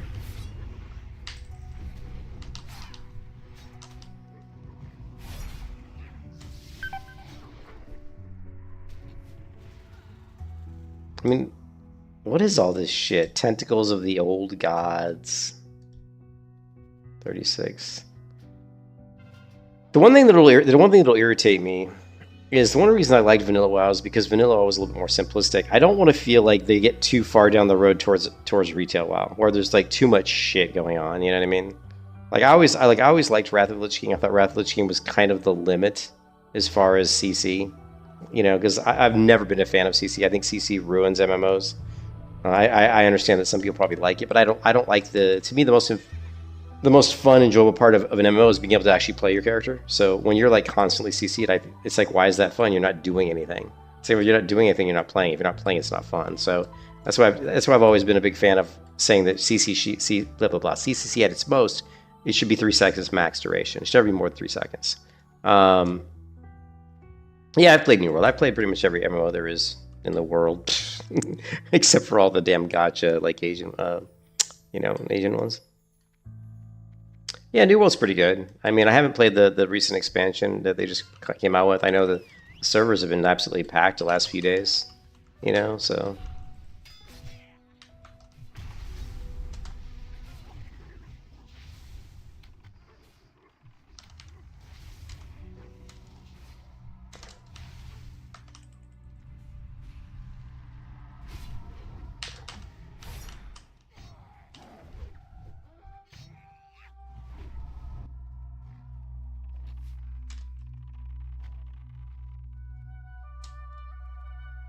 We're not going to be able to reach him. Funny that he ran from me. I guess he feared the melee hunter.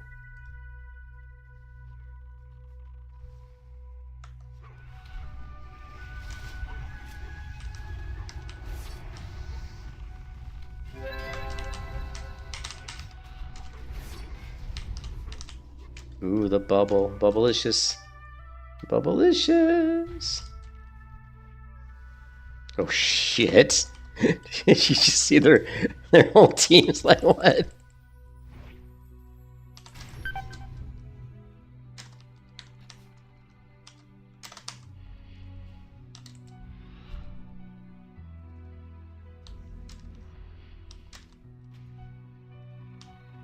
Alright, I'm dead again. Yep, dead again. Yeah, I mean, the problem with, like, New World has a really, really good level design. So the best parts about New World, the crafting is really good. The sound effects and the animations of gathering and cutting down trees and mining ore are some of the best you're going to see in the MMO genre. And the level design is fantastic. The graphics are really good. The combat's really fun. The combat's not the best, but it's good. Like, I really like the combat, especially the spear and the bow is fantastic. I love the spear. Spear's a great weapon. So yeah, the combat's really, really good. Where New World kind of fell off is they really didn't have very good end game PvE, so the end game was kind of lackluster. But that's what they've been trying to fix. So the content that came out just, I think, this past week really addresses that. So it's been, whether or not they succeeded, I think it's getting pretty good reviews though. Yeah, ESO is a lot different than, because the combat in ESO is way, way, way worse than New World. New World has much better combat. So, how are we doing damage? 11,000, not good. We're about 1/3 of where we need to be, so that's okay though. We're really having trouble getting good engagements. The melee's proving to be quite challenging. You know, any fight where I'm going up against multiple targets is not pretty.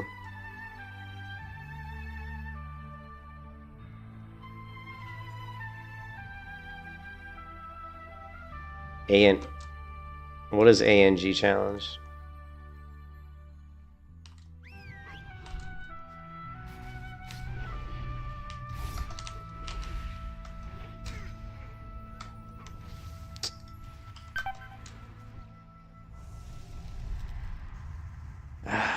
Fucking. No, I mean, not really. I'm dead. Dead. Again, the CC is what's annoying me the most. I'm just not a fan of CC and MMOs anymore. Was that the druid, what is it called when the druid shoots the light down from the sky that... I can't remember what it's called.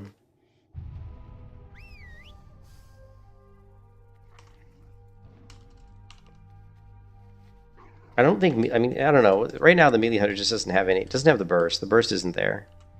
Like, the biggest mystic enchant I have right now is predicated on fights being longer engagements. So it's not really that great.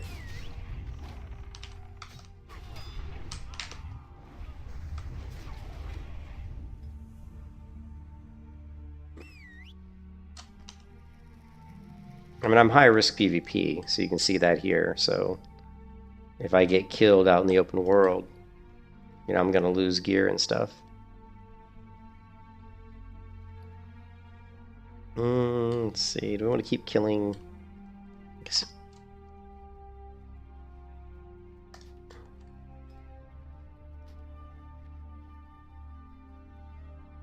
Hey Voss, what do you think about? What about paladins? I hate this bug where your character. There's just so many. There's a lot of things on these servers that annoy me, like the constant bugs. There's so many bugs on this server. Like this bug where your character looks like they're just running nonstop. There's a bug where when I try to interact with people, the dialogues don't come up, and then I have to reload the UI. There's server crashes, lag. There's lots of issues, but they say they're working on this stuff, so hopefully they'll fix it.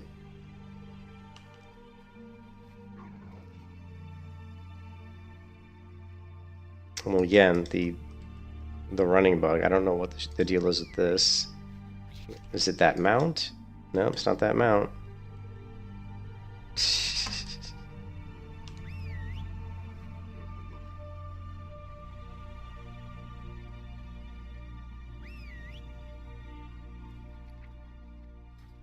Oh.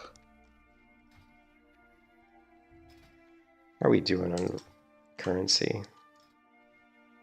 No, not very good.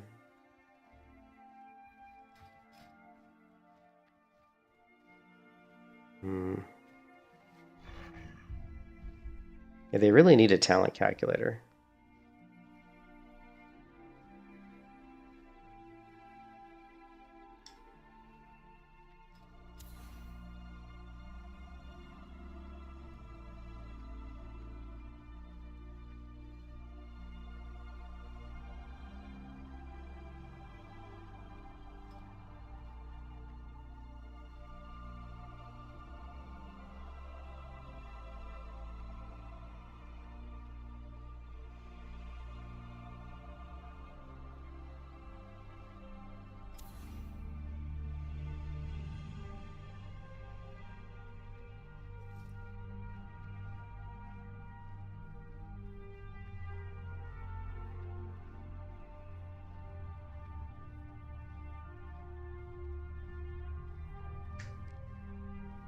This is interesting. Okay, here's a big one. Here's a big ability that I hadn't seen.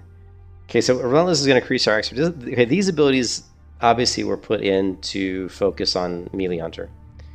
This one here, which is increases your expertise by 5, Mongoose Bite, Rapid Strike, Counter Strike, Pierce through 7% of the target's armor. So this is specific to Melee Hunter. And then this one here, increase the damage of your melee abilities on targets under 35% health by 6%. The melee haste of all party and raid members within 50 yards is increased by 7%. So that's, yeah, these are purely melee. The one thing that I'm not seeing, and I can only assume that I don't see deterrence. Like anywhere. But I saw a glyph for deterrence, so I don't understand how that's possible. Here it is. It's level 60. Okay, so this... Oh, I was asking, I'll say how strong. So this is big though. Having deterrence is huge because deterrence is really going to, it also deflects spells. So deterrence is going to be huge, like really huge for Melee Hunter. I mean, it's your biggest defensive ability outside of probably your turtle thingy. Oh, that reminds me. What about that? What about the turtle? I'll get to that question in a second.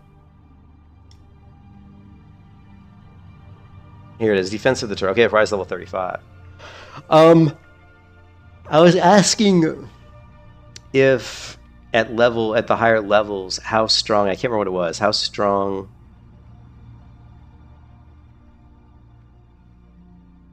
one of the classes were, but I can't remember which one. Oh, I can't remember which one it was. But one of the questions I would like to ask you was, how much CC are you running into? I'm starting to see more CC, and I'm only in the 30 to 40 bracket, so I'm a little concerned. Like I said, I've never been a big fan of going into battle, like in retail WoW, for example. Like when it's just the CC is ridiculous. I mean, you'll spend in 1 minute. Like I used to track this just because it was such a joke. I would go into battlegrounds and I would just pay attention, like every 60 seconds, how much of that 60 seconds was I able to actually do something?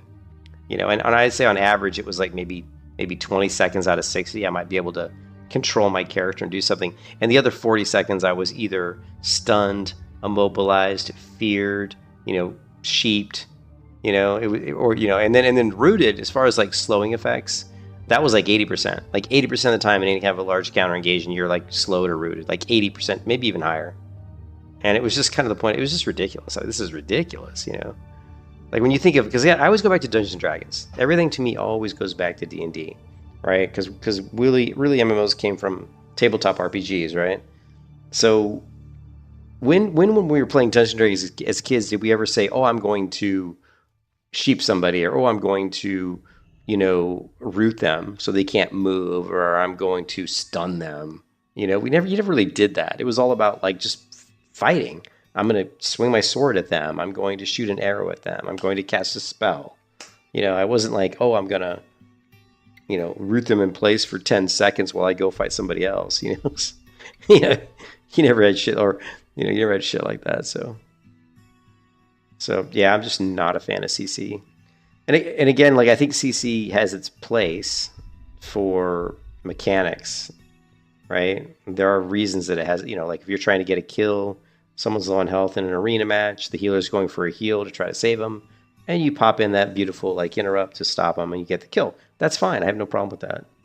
The CC I don't like is when, you know, a priest fears me for like 8 seconds and then a druid like roots me and I can't move for like another like 4 seconds. Then I come out of that and, you know, priest like stuns me for a few seconds. Then maybe a warrior fears me. You know, just like I've actually been in CC chains in retail that lasted like, you know, over a minute. Like over a minute. You know, it's just like crazy. Well, the CC in vanilla was longer. You're right. There were certain CCs like fears, like a warlock. If you were like a paladin, like because you know I played tons of protection paladin. So if you're out in the world on a PvP server in vanilla and you come across like a mage or a warlock, you consider yourself CC'd. You're not going to do anything. You know, the work's going to fear you all day long and kill you, and you're dead. You can't do anything. And the mage, if you get in any kind of trouble, he's just going to like probably counterspell you, sheep you, and reset. So you're kind of fucked, right? Yeah. I was asking about the CC at higher levels. Like, how much CC are you seeing in the battlegrounds at like level 50? Because I said I'm starting to see some CC come in, and again, not a fan of CC. I don't have a problem if there's a counter to it, you know. Like, how often do you feel like you're getting feared and rooted and charmed and not much? Okay. I don't know what's with this fucking bug, dude. This is annoying as shit. We're gonna restart the client. We're gonna restart everything.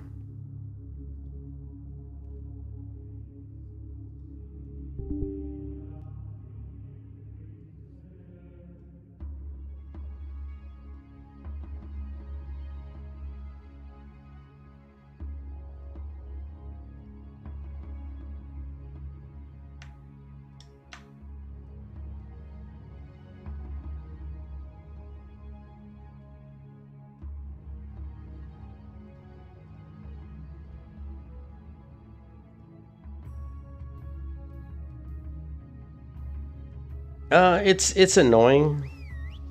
I mean, you can certainly play the game. I mean, but some of the technical, I mean, like that technical issue, you know, just the running in place is just a nuisance. It doesn't really affect the gameplay in any way.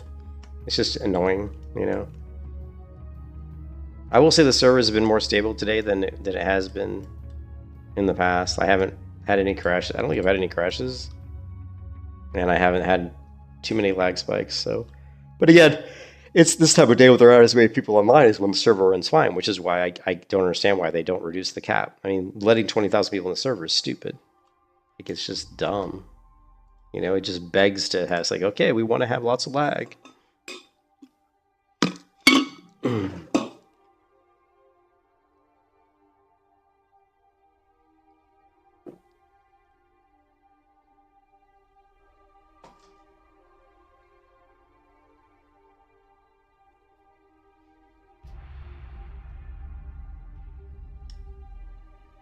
All right, let's go get stomped. Let's go get our face kicked in some more.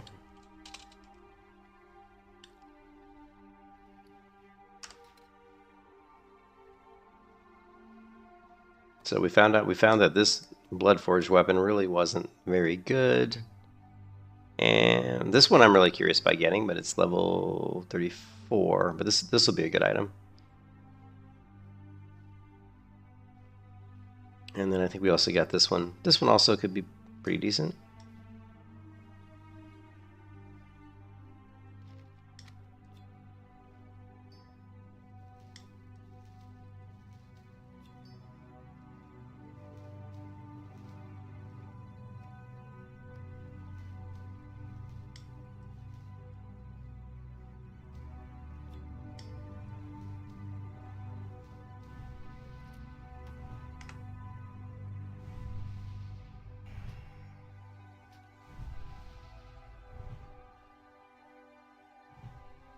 The heavy armor kit.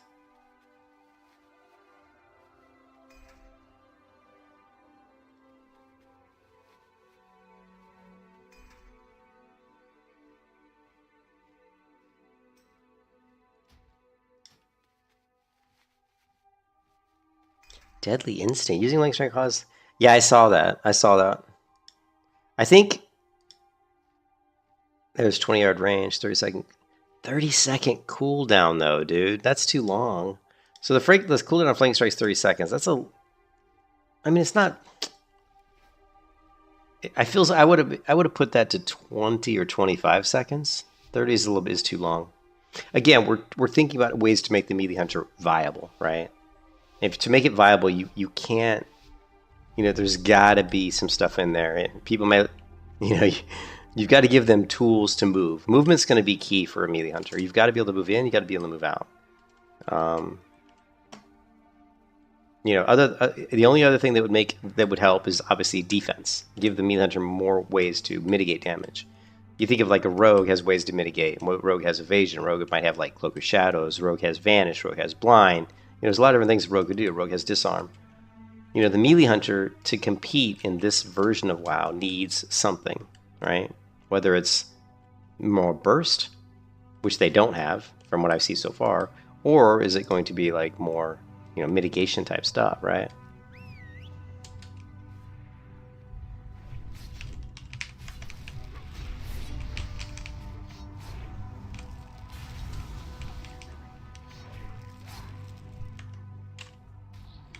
Okay, we're gonna run away here. Now he was in trouble. Like, he was actually a little bit in trouble there.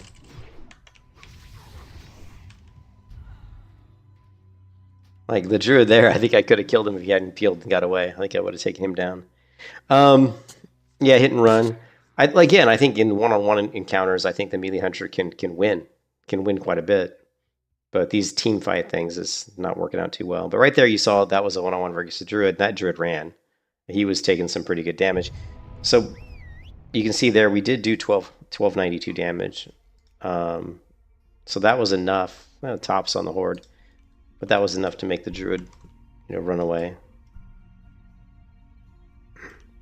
Yeah, I'm thinking that might be. It may end up being that way. You may have to rely on ranged abilities to a certain degree, but I'm not sure.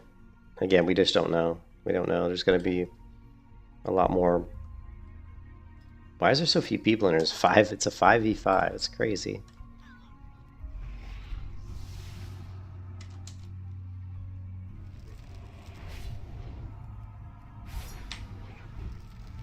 Like, here's that stuff I was telling you about that dude, the rooting and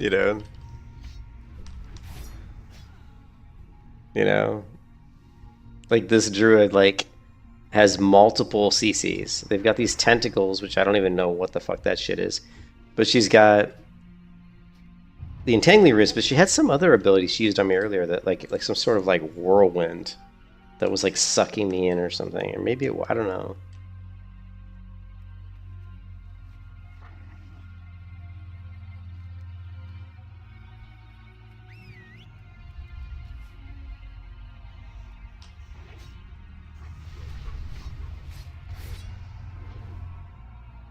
What is 3 druids? So here's the whirlwind, right?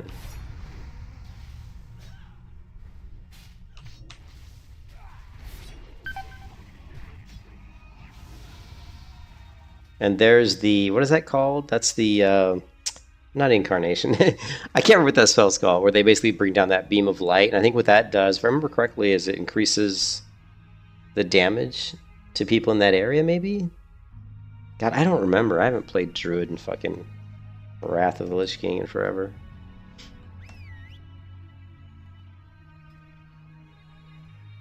But you can see we can do a little bit of damage. I mean, we did push out 4,000 damage so far. Obviously, we couldn't kill that druid because there were 2 other druids healing him. But we had to be able to see, like, can we do any damage? What kind of damage can we do?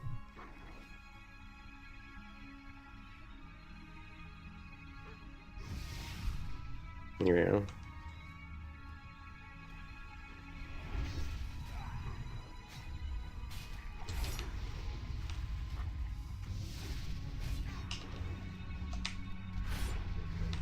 You can see he's in trouble. See, he's in trouble. See that? He had to run. Like, so my damage is good enough to make him, to worry. He's like, oh shit, But he's took a good job of, mitigating my damage by constantly rooting my pet. Like my pet during that fight had very little uptime on him at all. And that's, you know, it just feels like pretty overpowered, to be honest. It's like how easy that, like how easy he is able to kite me, you know? You know. I mean, I'm number 1 on damage on the Horde, but that's, I don't know what my team's doing, but. So we need.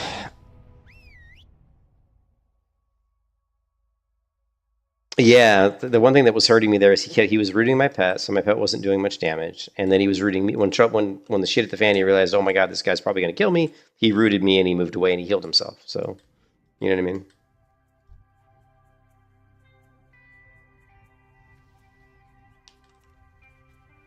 But it gives you a good idea of the limitations at this level of what you can do. This fucking Shadow Priest is just shredding me. Look at that. Watch, this Shadow Priest is 39, level 39. Watch how his 2 dots will probably just like... Let's see how much damage it does. Actually, it didn't do as much as I thought. I thought it would do more. So... Well, I think I'm just trying to... We have to go in and we have to fight these people, and we have to get our ass handed to us, because we've got to figure out, you know...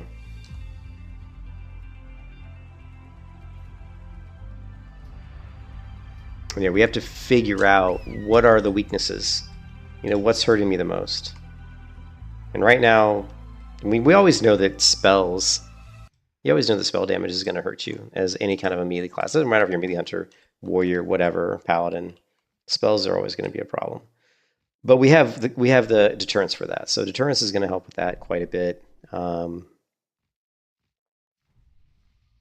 then we're just going to go for... Yeah, meme hunter. Yeah, maybe you can call it whatever call it meme if you want. But we don't. We don't need that, right? Boop. So.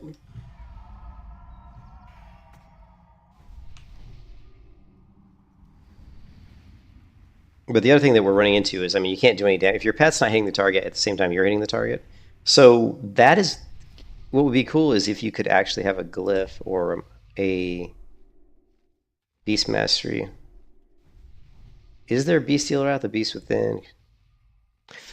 If there was like a Mystic Enchant for that, like the Beast Within, that's what we need. We need a Mystic Enchant that would allow me to flip my pet in a way that he can't get CC'd.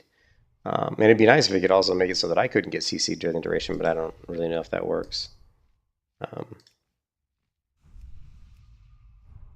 Not Beast Within, but I think there's Bestial. What is it? Bestial Wrath or something here. There's Beast Mastery. Increase the damage done by your pet. But we can't get... Yeah.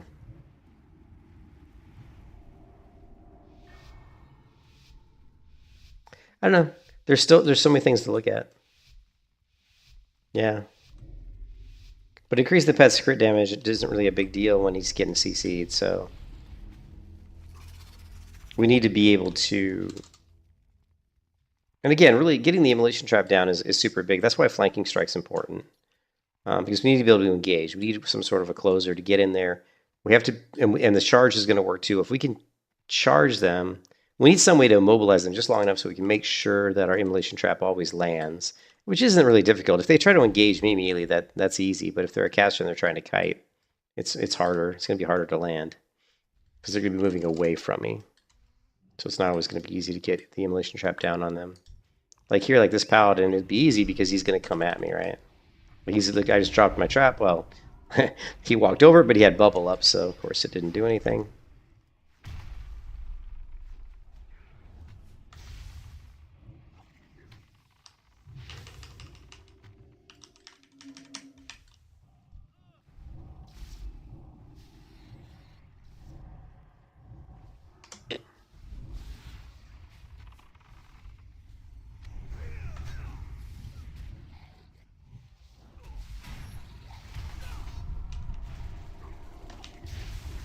And another paladin comes in and bubbles. You believe that shit? Just run over, hit some people, stun them with Hodge, and bubble. It's like the biggest noob play style.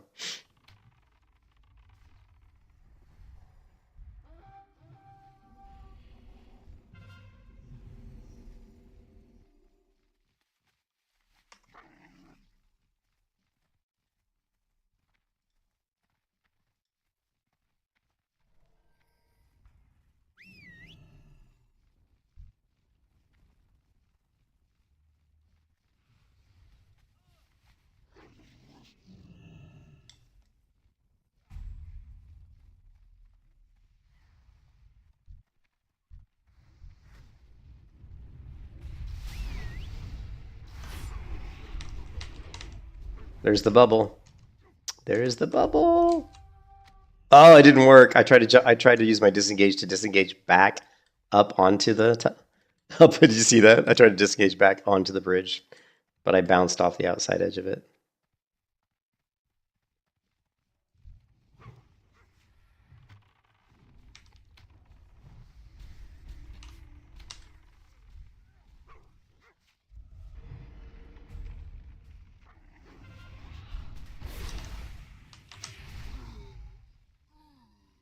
Some lag spikes or something going on there.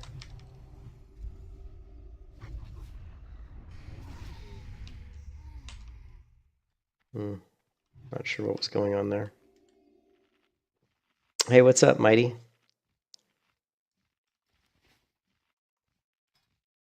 So you can see damage sucks. No damage whatsoever.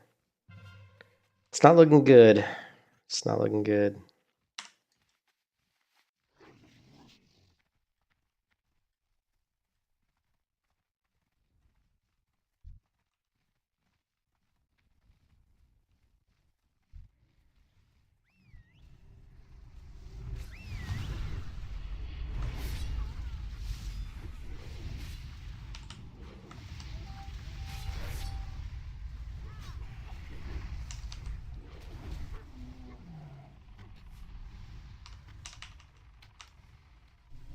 And of course, the good old roots, as always.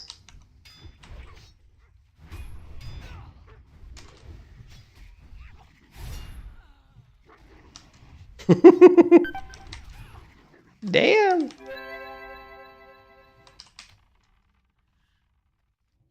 He was getting like healed.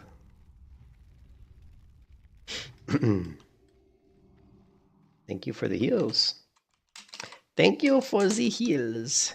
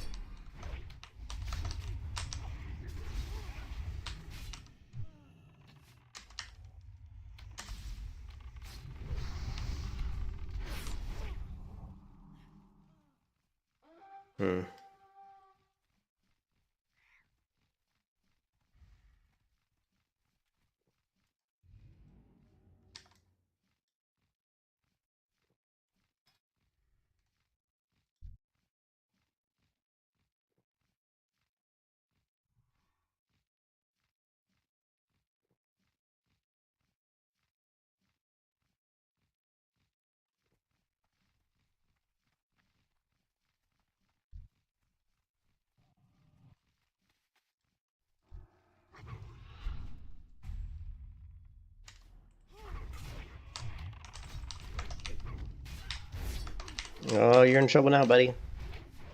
He doesn't think it. He's like, I'm fine. I'm okay. I'm like, no, you're not okay.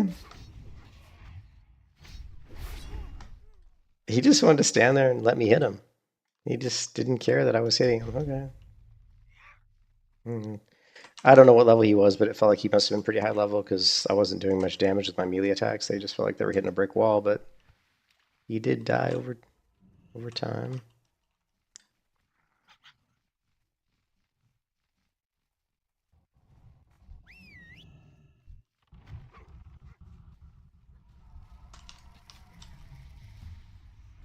Wow, that guy died really quickly. Did you see that?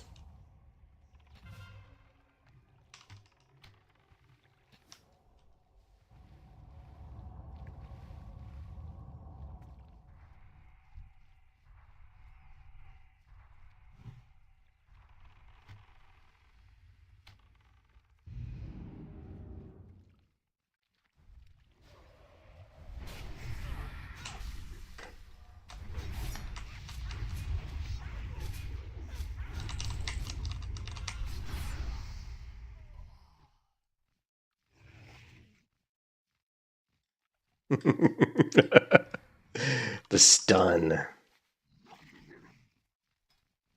Yeah.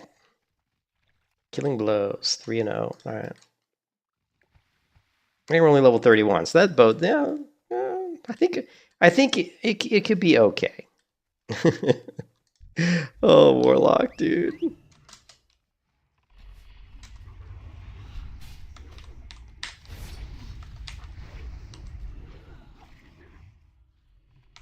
See, he's healing, and this guy's healing him. Right? And they always put the bubble up, so there's not much you can do once they get that bubble up. I can't survive through his bubble because he's going to do so much damage. You know?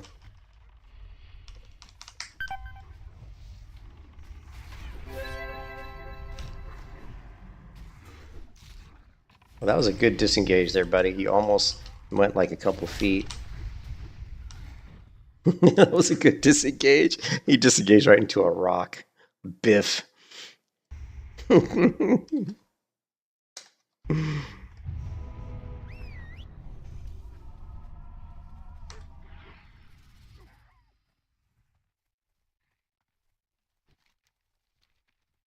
right, so we're alliance, and we are losing. We are losing.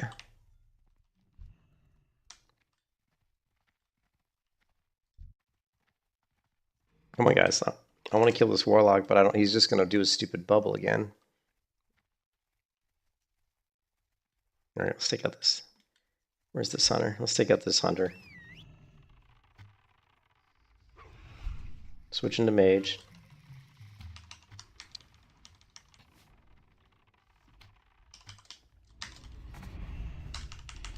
Fearing pet. Pet has been feared. Here comes the paladin. Why am I getting hit? Like, really? Who was casting that spell? That was some serious range on that shit. Why are there... Look at all these paladins, dude. Look at all these fucking paladins.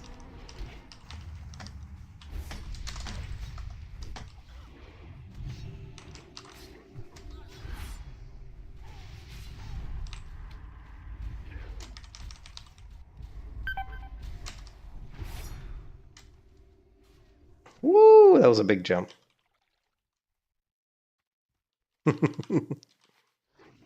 There's my pet coming through the wall. He was. He was coming. That was a disengage. I'm not going to use this pet anymore because that other lame hunter was using it, and we can't use the same mount as a lame-ass hunter. So that's just too lame.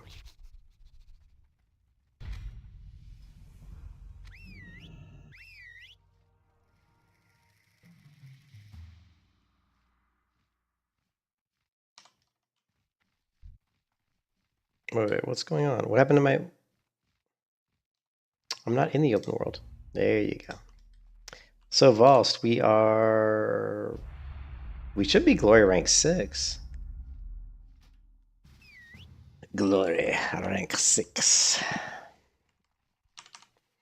This is like, you know, trial through pain. When you go into a battleground group like 30 to 39 and you're like 30 or 31, this is one of the best ways to get good at in PvP, is to force yourself to play at this low level, because you're going to suck. I mean, you're going to be so outmatched, but it forces you to try to figure out how to mitigate damage and do things, you know.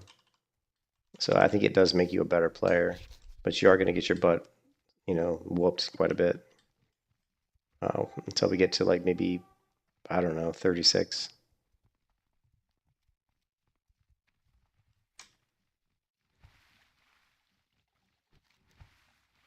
We are Horde, and of course we are losing. Every battleground we're losing. Every battleground. Ooh, yeah, let's take this guy out.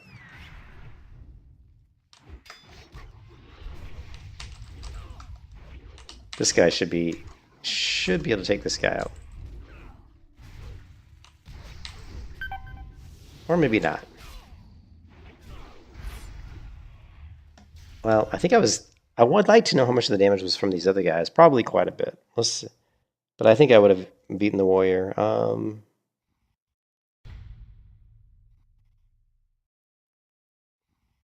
Okay, I took some art. Yeah, I took arcane damage, natural rend, nature damage. Yeah, the druid did quite a bit of damage to me, it looks like. But the warrior was tanky. He felt like it felt like he was pretty tanky.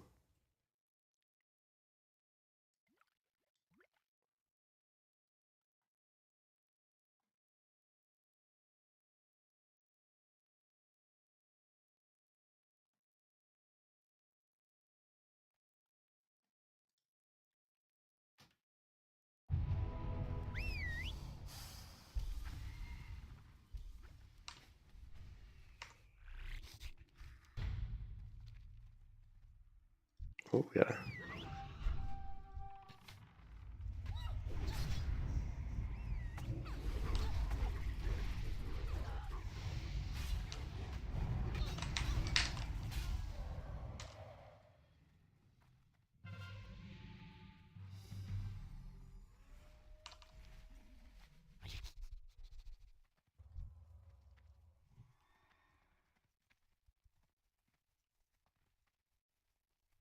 Yeah, that's just.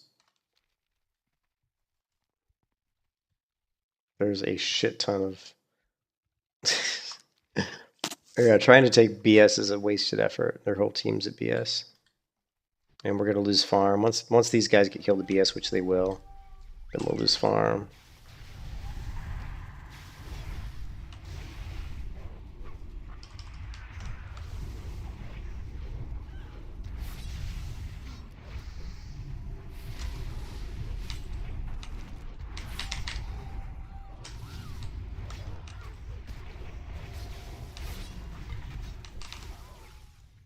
Mm.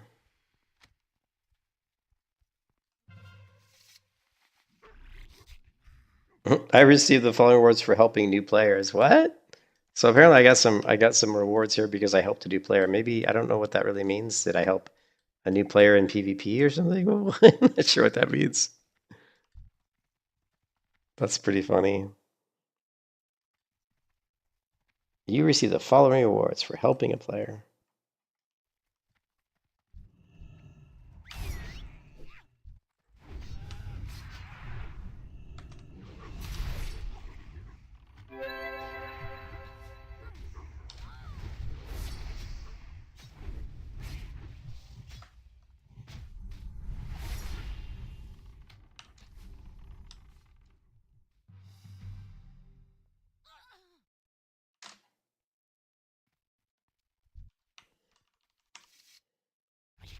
Wow, we're gonna get fucking 5 capped, right?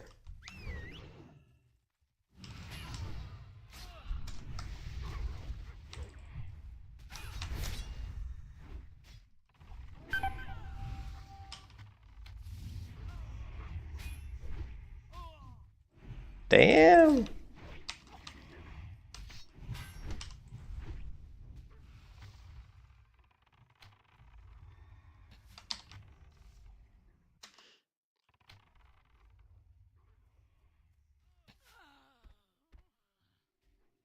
I want to see. Oh, did I fool? I want to see if I fooled him with the old the old death tactic, you know? No, don't get me.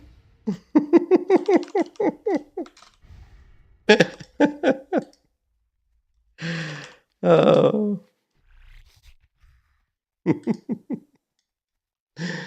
Poor paladin. I think I did fool him with feign death. I actually feigned death there to see if he would think that I died, and I think he did. He started coming towards me, then he stopped, and it looked like he turned around and was going away from me. And then I stood up. Then he came back, and then of course I just trapped. Oh, he's still on my butt. Look, he's like still on my butt.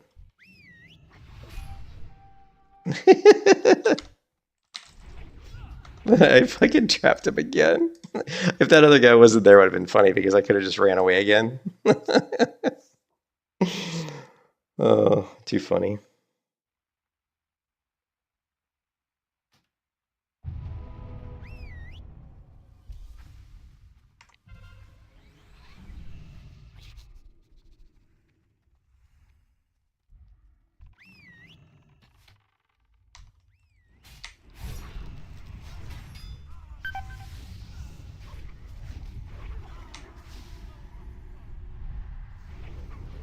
Oh, I'm dead. Yeah.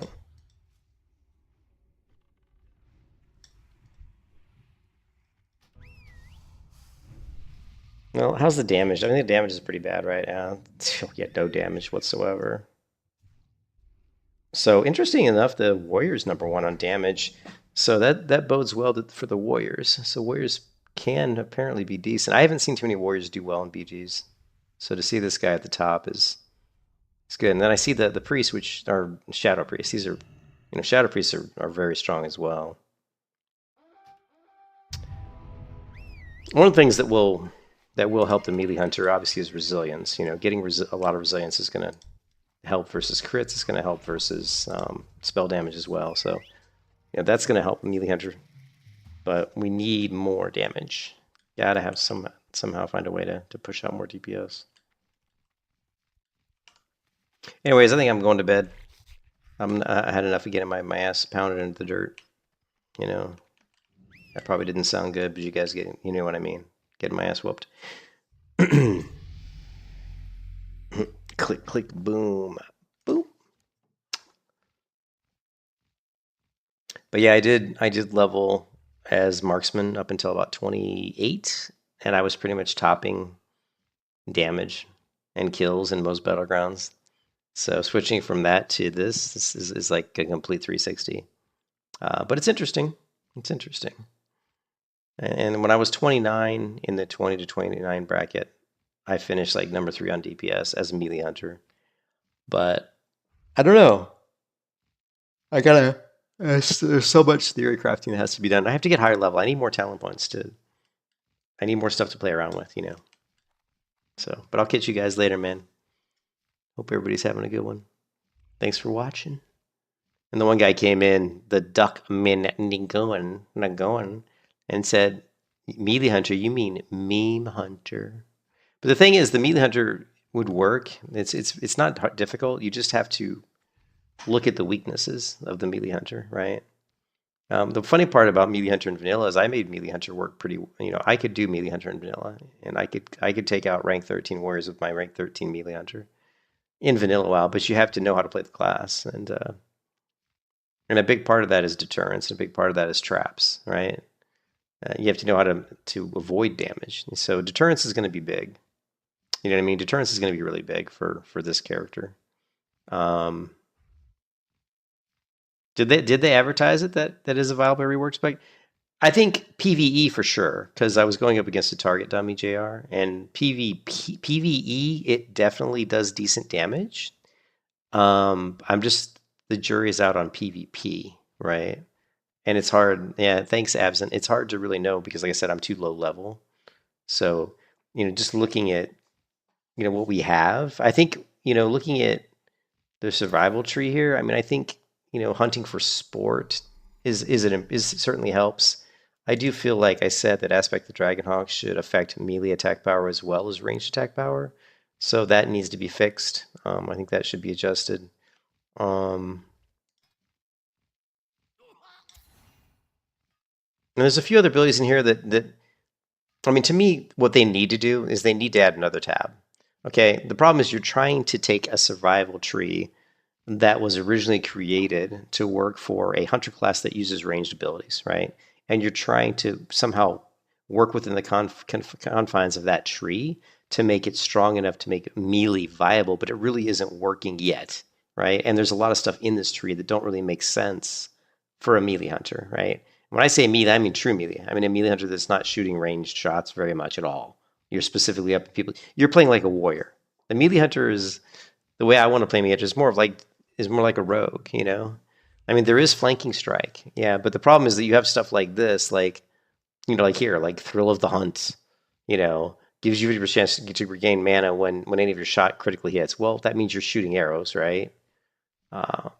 Here, another one. Successful range attacks have a chance to increase critical strike chance. Again, you just have to stand back and shoot arrows, which kind of isn't really the way I want to play a melee hunter. Now, again, so one of the ways you could fix it it doesn't have to be a range attack. Master Tactician could say successful attacks have a chance to concur, and that would be an easy fix. Same thing with the Dragonhawk. Dragonhawk here, increase range attack power, melee and ranged, not just ranged, So those are easy ways to fix. Same thing here. You know, when any shot critically hits. No, not any shot critically hits. Skill, when any skill critically hits, that would take into account any melee skill as well. And I've always felt like that the survival tree has too much CC in it, which is hard to say. But you've got traps, but you've got a scatter shot, which is a stun, and then you get a wyvern sting, which is a sleep. But they don't pair very well together. There's not a lot of good synergy between like scatter. Scatter's typically for PvP has been used just to set up your traps, just to set up your CC. Like I want to trap the healer, or I want to trap the rogue. You know, you're swapping scatter trap as a way to put pressure on the enemy team, right? Wyvern Sting is something that people don't really even use that much, to be honest. It's not a very good ability. You know, putting someone to sleep, it's more of a PvE skill. You know, I mean, in PvP, it can have its uses, but it does do damage when the target wakes up, which is bad because then it prevents that target from being CC'd again, right? So if you do a Wyvern Sting on somebody, and then when it fades, now they've got a dot for 6 seconds, so they can't be CC'd for 6 seconds, and at least any kind of a sleep or a fear or something where the damage would break the CC, like a trap. So that's why you won't really see a lot of hunters using something like that in PvP because of that. So again, I think Wyvern Sting should go away. I would take this ability out entirely and put something else in its place. I would move Scatter Shot out of the survival tree, maybe. I don't know. I'm not sure. Yeah. The hunting party seems a little bit weird. Also, to get to hunting party, you have to do Thrill of the Hunt, which again, it feels like something that you don't really necessarily want to use as a melee hunter. And the hunting party increases your total agility by 1 additional 1%. And your arcane shots, which just say shot critical strikes have 30% to grant mana regeneration. So these two things are just ways to help your mana regeneration. But again, it's very focused on ranged. It's very focused on ranged abilities. So this needs to be reworked. If you really want to give a hunter a way to regenerate mana. So again, I feel like the best thing they could do is to be completely create an entirely new tab that would be called, just simply like what's a good word? Let's not call it melee. It's something else. Like another, we've got beast mastery, marksmanship, survival. How about combat? Or I don't know. I mean, you can't. Well, not really. Like if you're like you are going to start with range, but typically I start with Serpent Sting, and Serpent Sting doesn't do any damage. Like not initially. Serpent Sting, you shoot it, it hits them, it does no damage, and then the first tick is a poison damage. It's like applying a dot. It's like applying like Curse of Agony or Immolate. It's a dot or Shadow Word Pain, right? So you could do like Serpent Sting and then maybe do an Arcane Shot while you're moving forward, right? But most likely, if you're going to be showing melee hunter, you want to get in there. That's why Harpoon in Retail WoW is so good, because you're not really doing melee. You're not really doing range. Like you would do Poison Dart. So you would go in, Poison Dart, Harpoon, right? Harpoon's going to pull you right on top of your target, and then you immediately going to be going Raptor Strike. Raptor Strike, maybe Mongoose Bite, and then if you want, you can disengage out. And if you want, you can disengage out and then reapply Serpent, Poison Dart. But yeah, you really shouldn't be like, oh, I'm going to like shoot Arcane Shot and try to shoot off a quick shot and maybe maybe like a multi-shot while I'm moving forward to try to engage my target, because that feels clunky because you have to stop to do it. I mean, the Arcane Shot you don't. But there still is like a delay where your character you have to kind of hit that button and shoot that arrow, and it doesn't feel very good. It doesn't feel smooth.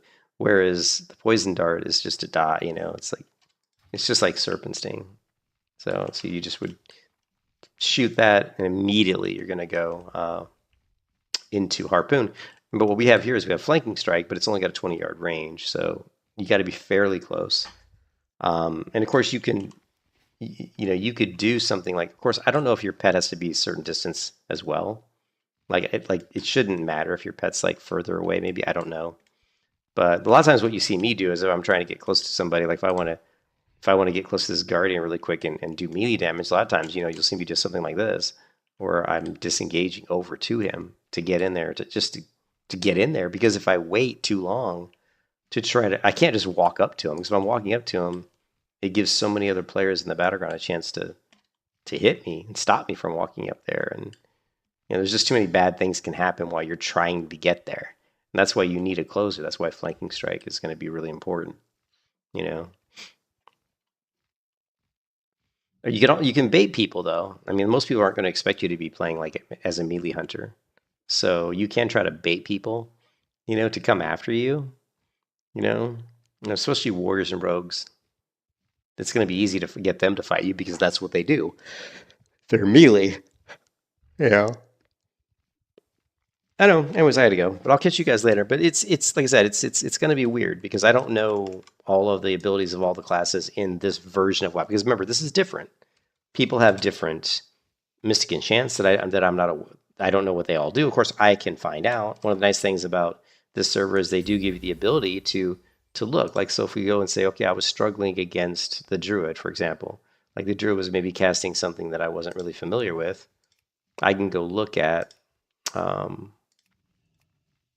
druid stuff and say, well, what's a druid doing? Like, if he was like feral, maybe he's using this feral master, increased damage of your rip and ferocious bite. Here's these ones that I forgot what these are called again, Valst, this particular mystic enchant at the bottom. Okay, that's hunter though. Why is that showing that? Because I said not collected. Oh, it's the hunter still in there. Sorry, I didn't know that was still in there. See, they've got these over here. Conjures a vortex of wind. So this is the ones that we saw several times in the battlegrounds today. So you can sit here and try to figure out, what is it that these guys are doing that could pose a problem. So we've seen this, the vortex of wind.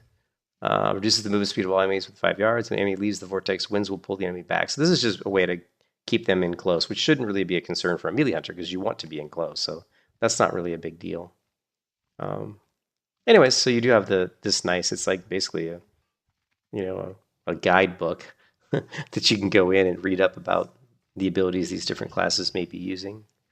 But because of the way this server works, it'll take you, if you wanted to get really, really good on this server in PvP, you would almost want to play every class, because the easiest way to learn how to counter class is to play the class. Because when you play a class, you start to understand your own class's limitations.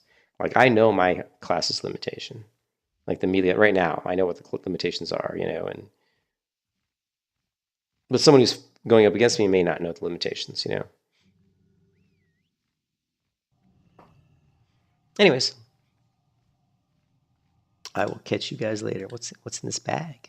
So we're just going to get a lot of green junk, probably. 16, yeah, garbage. But this may be garbage, but I happen to be an enchanter now. So all this stuff's going to get disenchanted. So I think I'm going to pick up alchemy. Oh, it requires 125, okay. Yeah, but I think I'll probably pick up alchemy. So I'm going to be a enchanter, a leatherworker, skinner, alchemist. And then who knows, maybe I'll pick up some more professions. I mean, you can pick up pretty much every profession. You just have to pay for the book that teaches you basically the ability to learn additional professions. But it's kind of cool because then one of the reasons you ended up playing multiple characters in WoW is because you want to have those other professions available to you. You may not want to rely on other players in the game to craft something for you, So it's nice that you can just learn all the professions on one character if you wanted to. So, but I'll catch you guys later, man. Peace out. Peace out.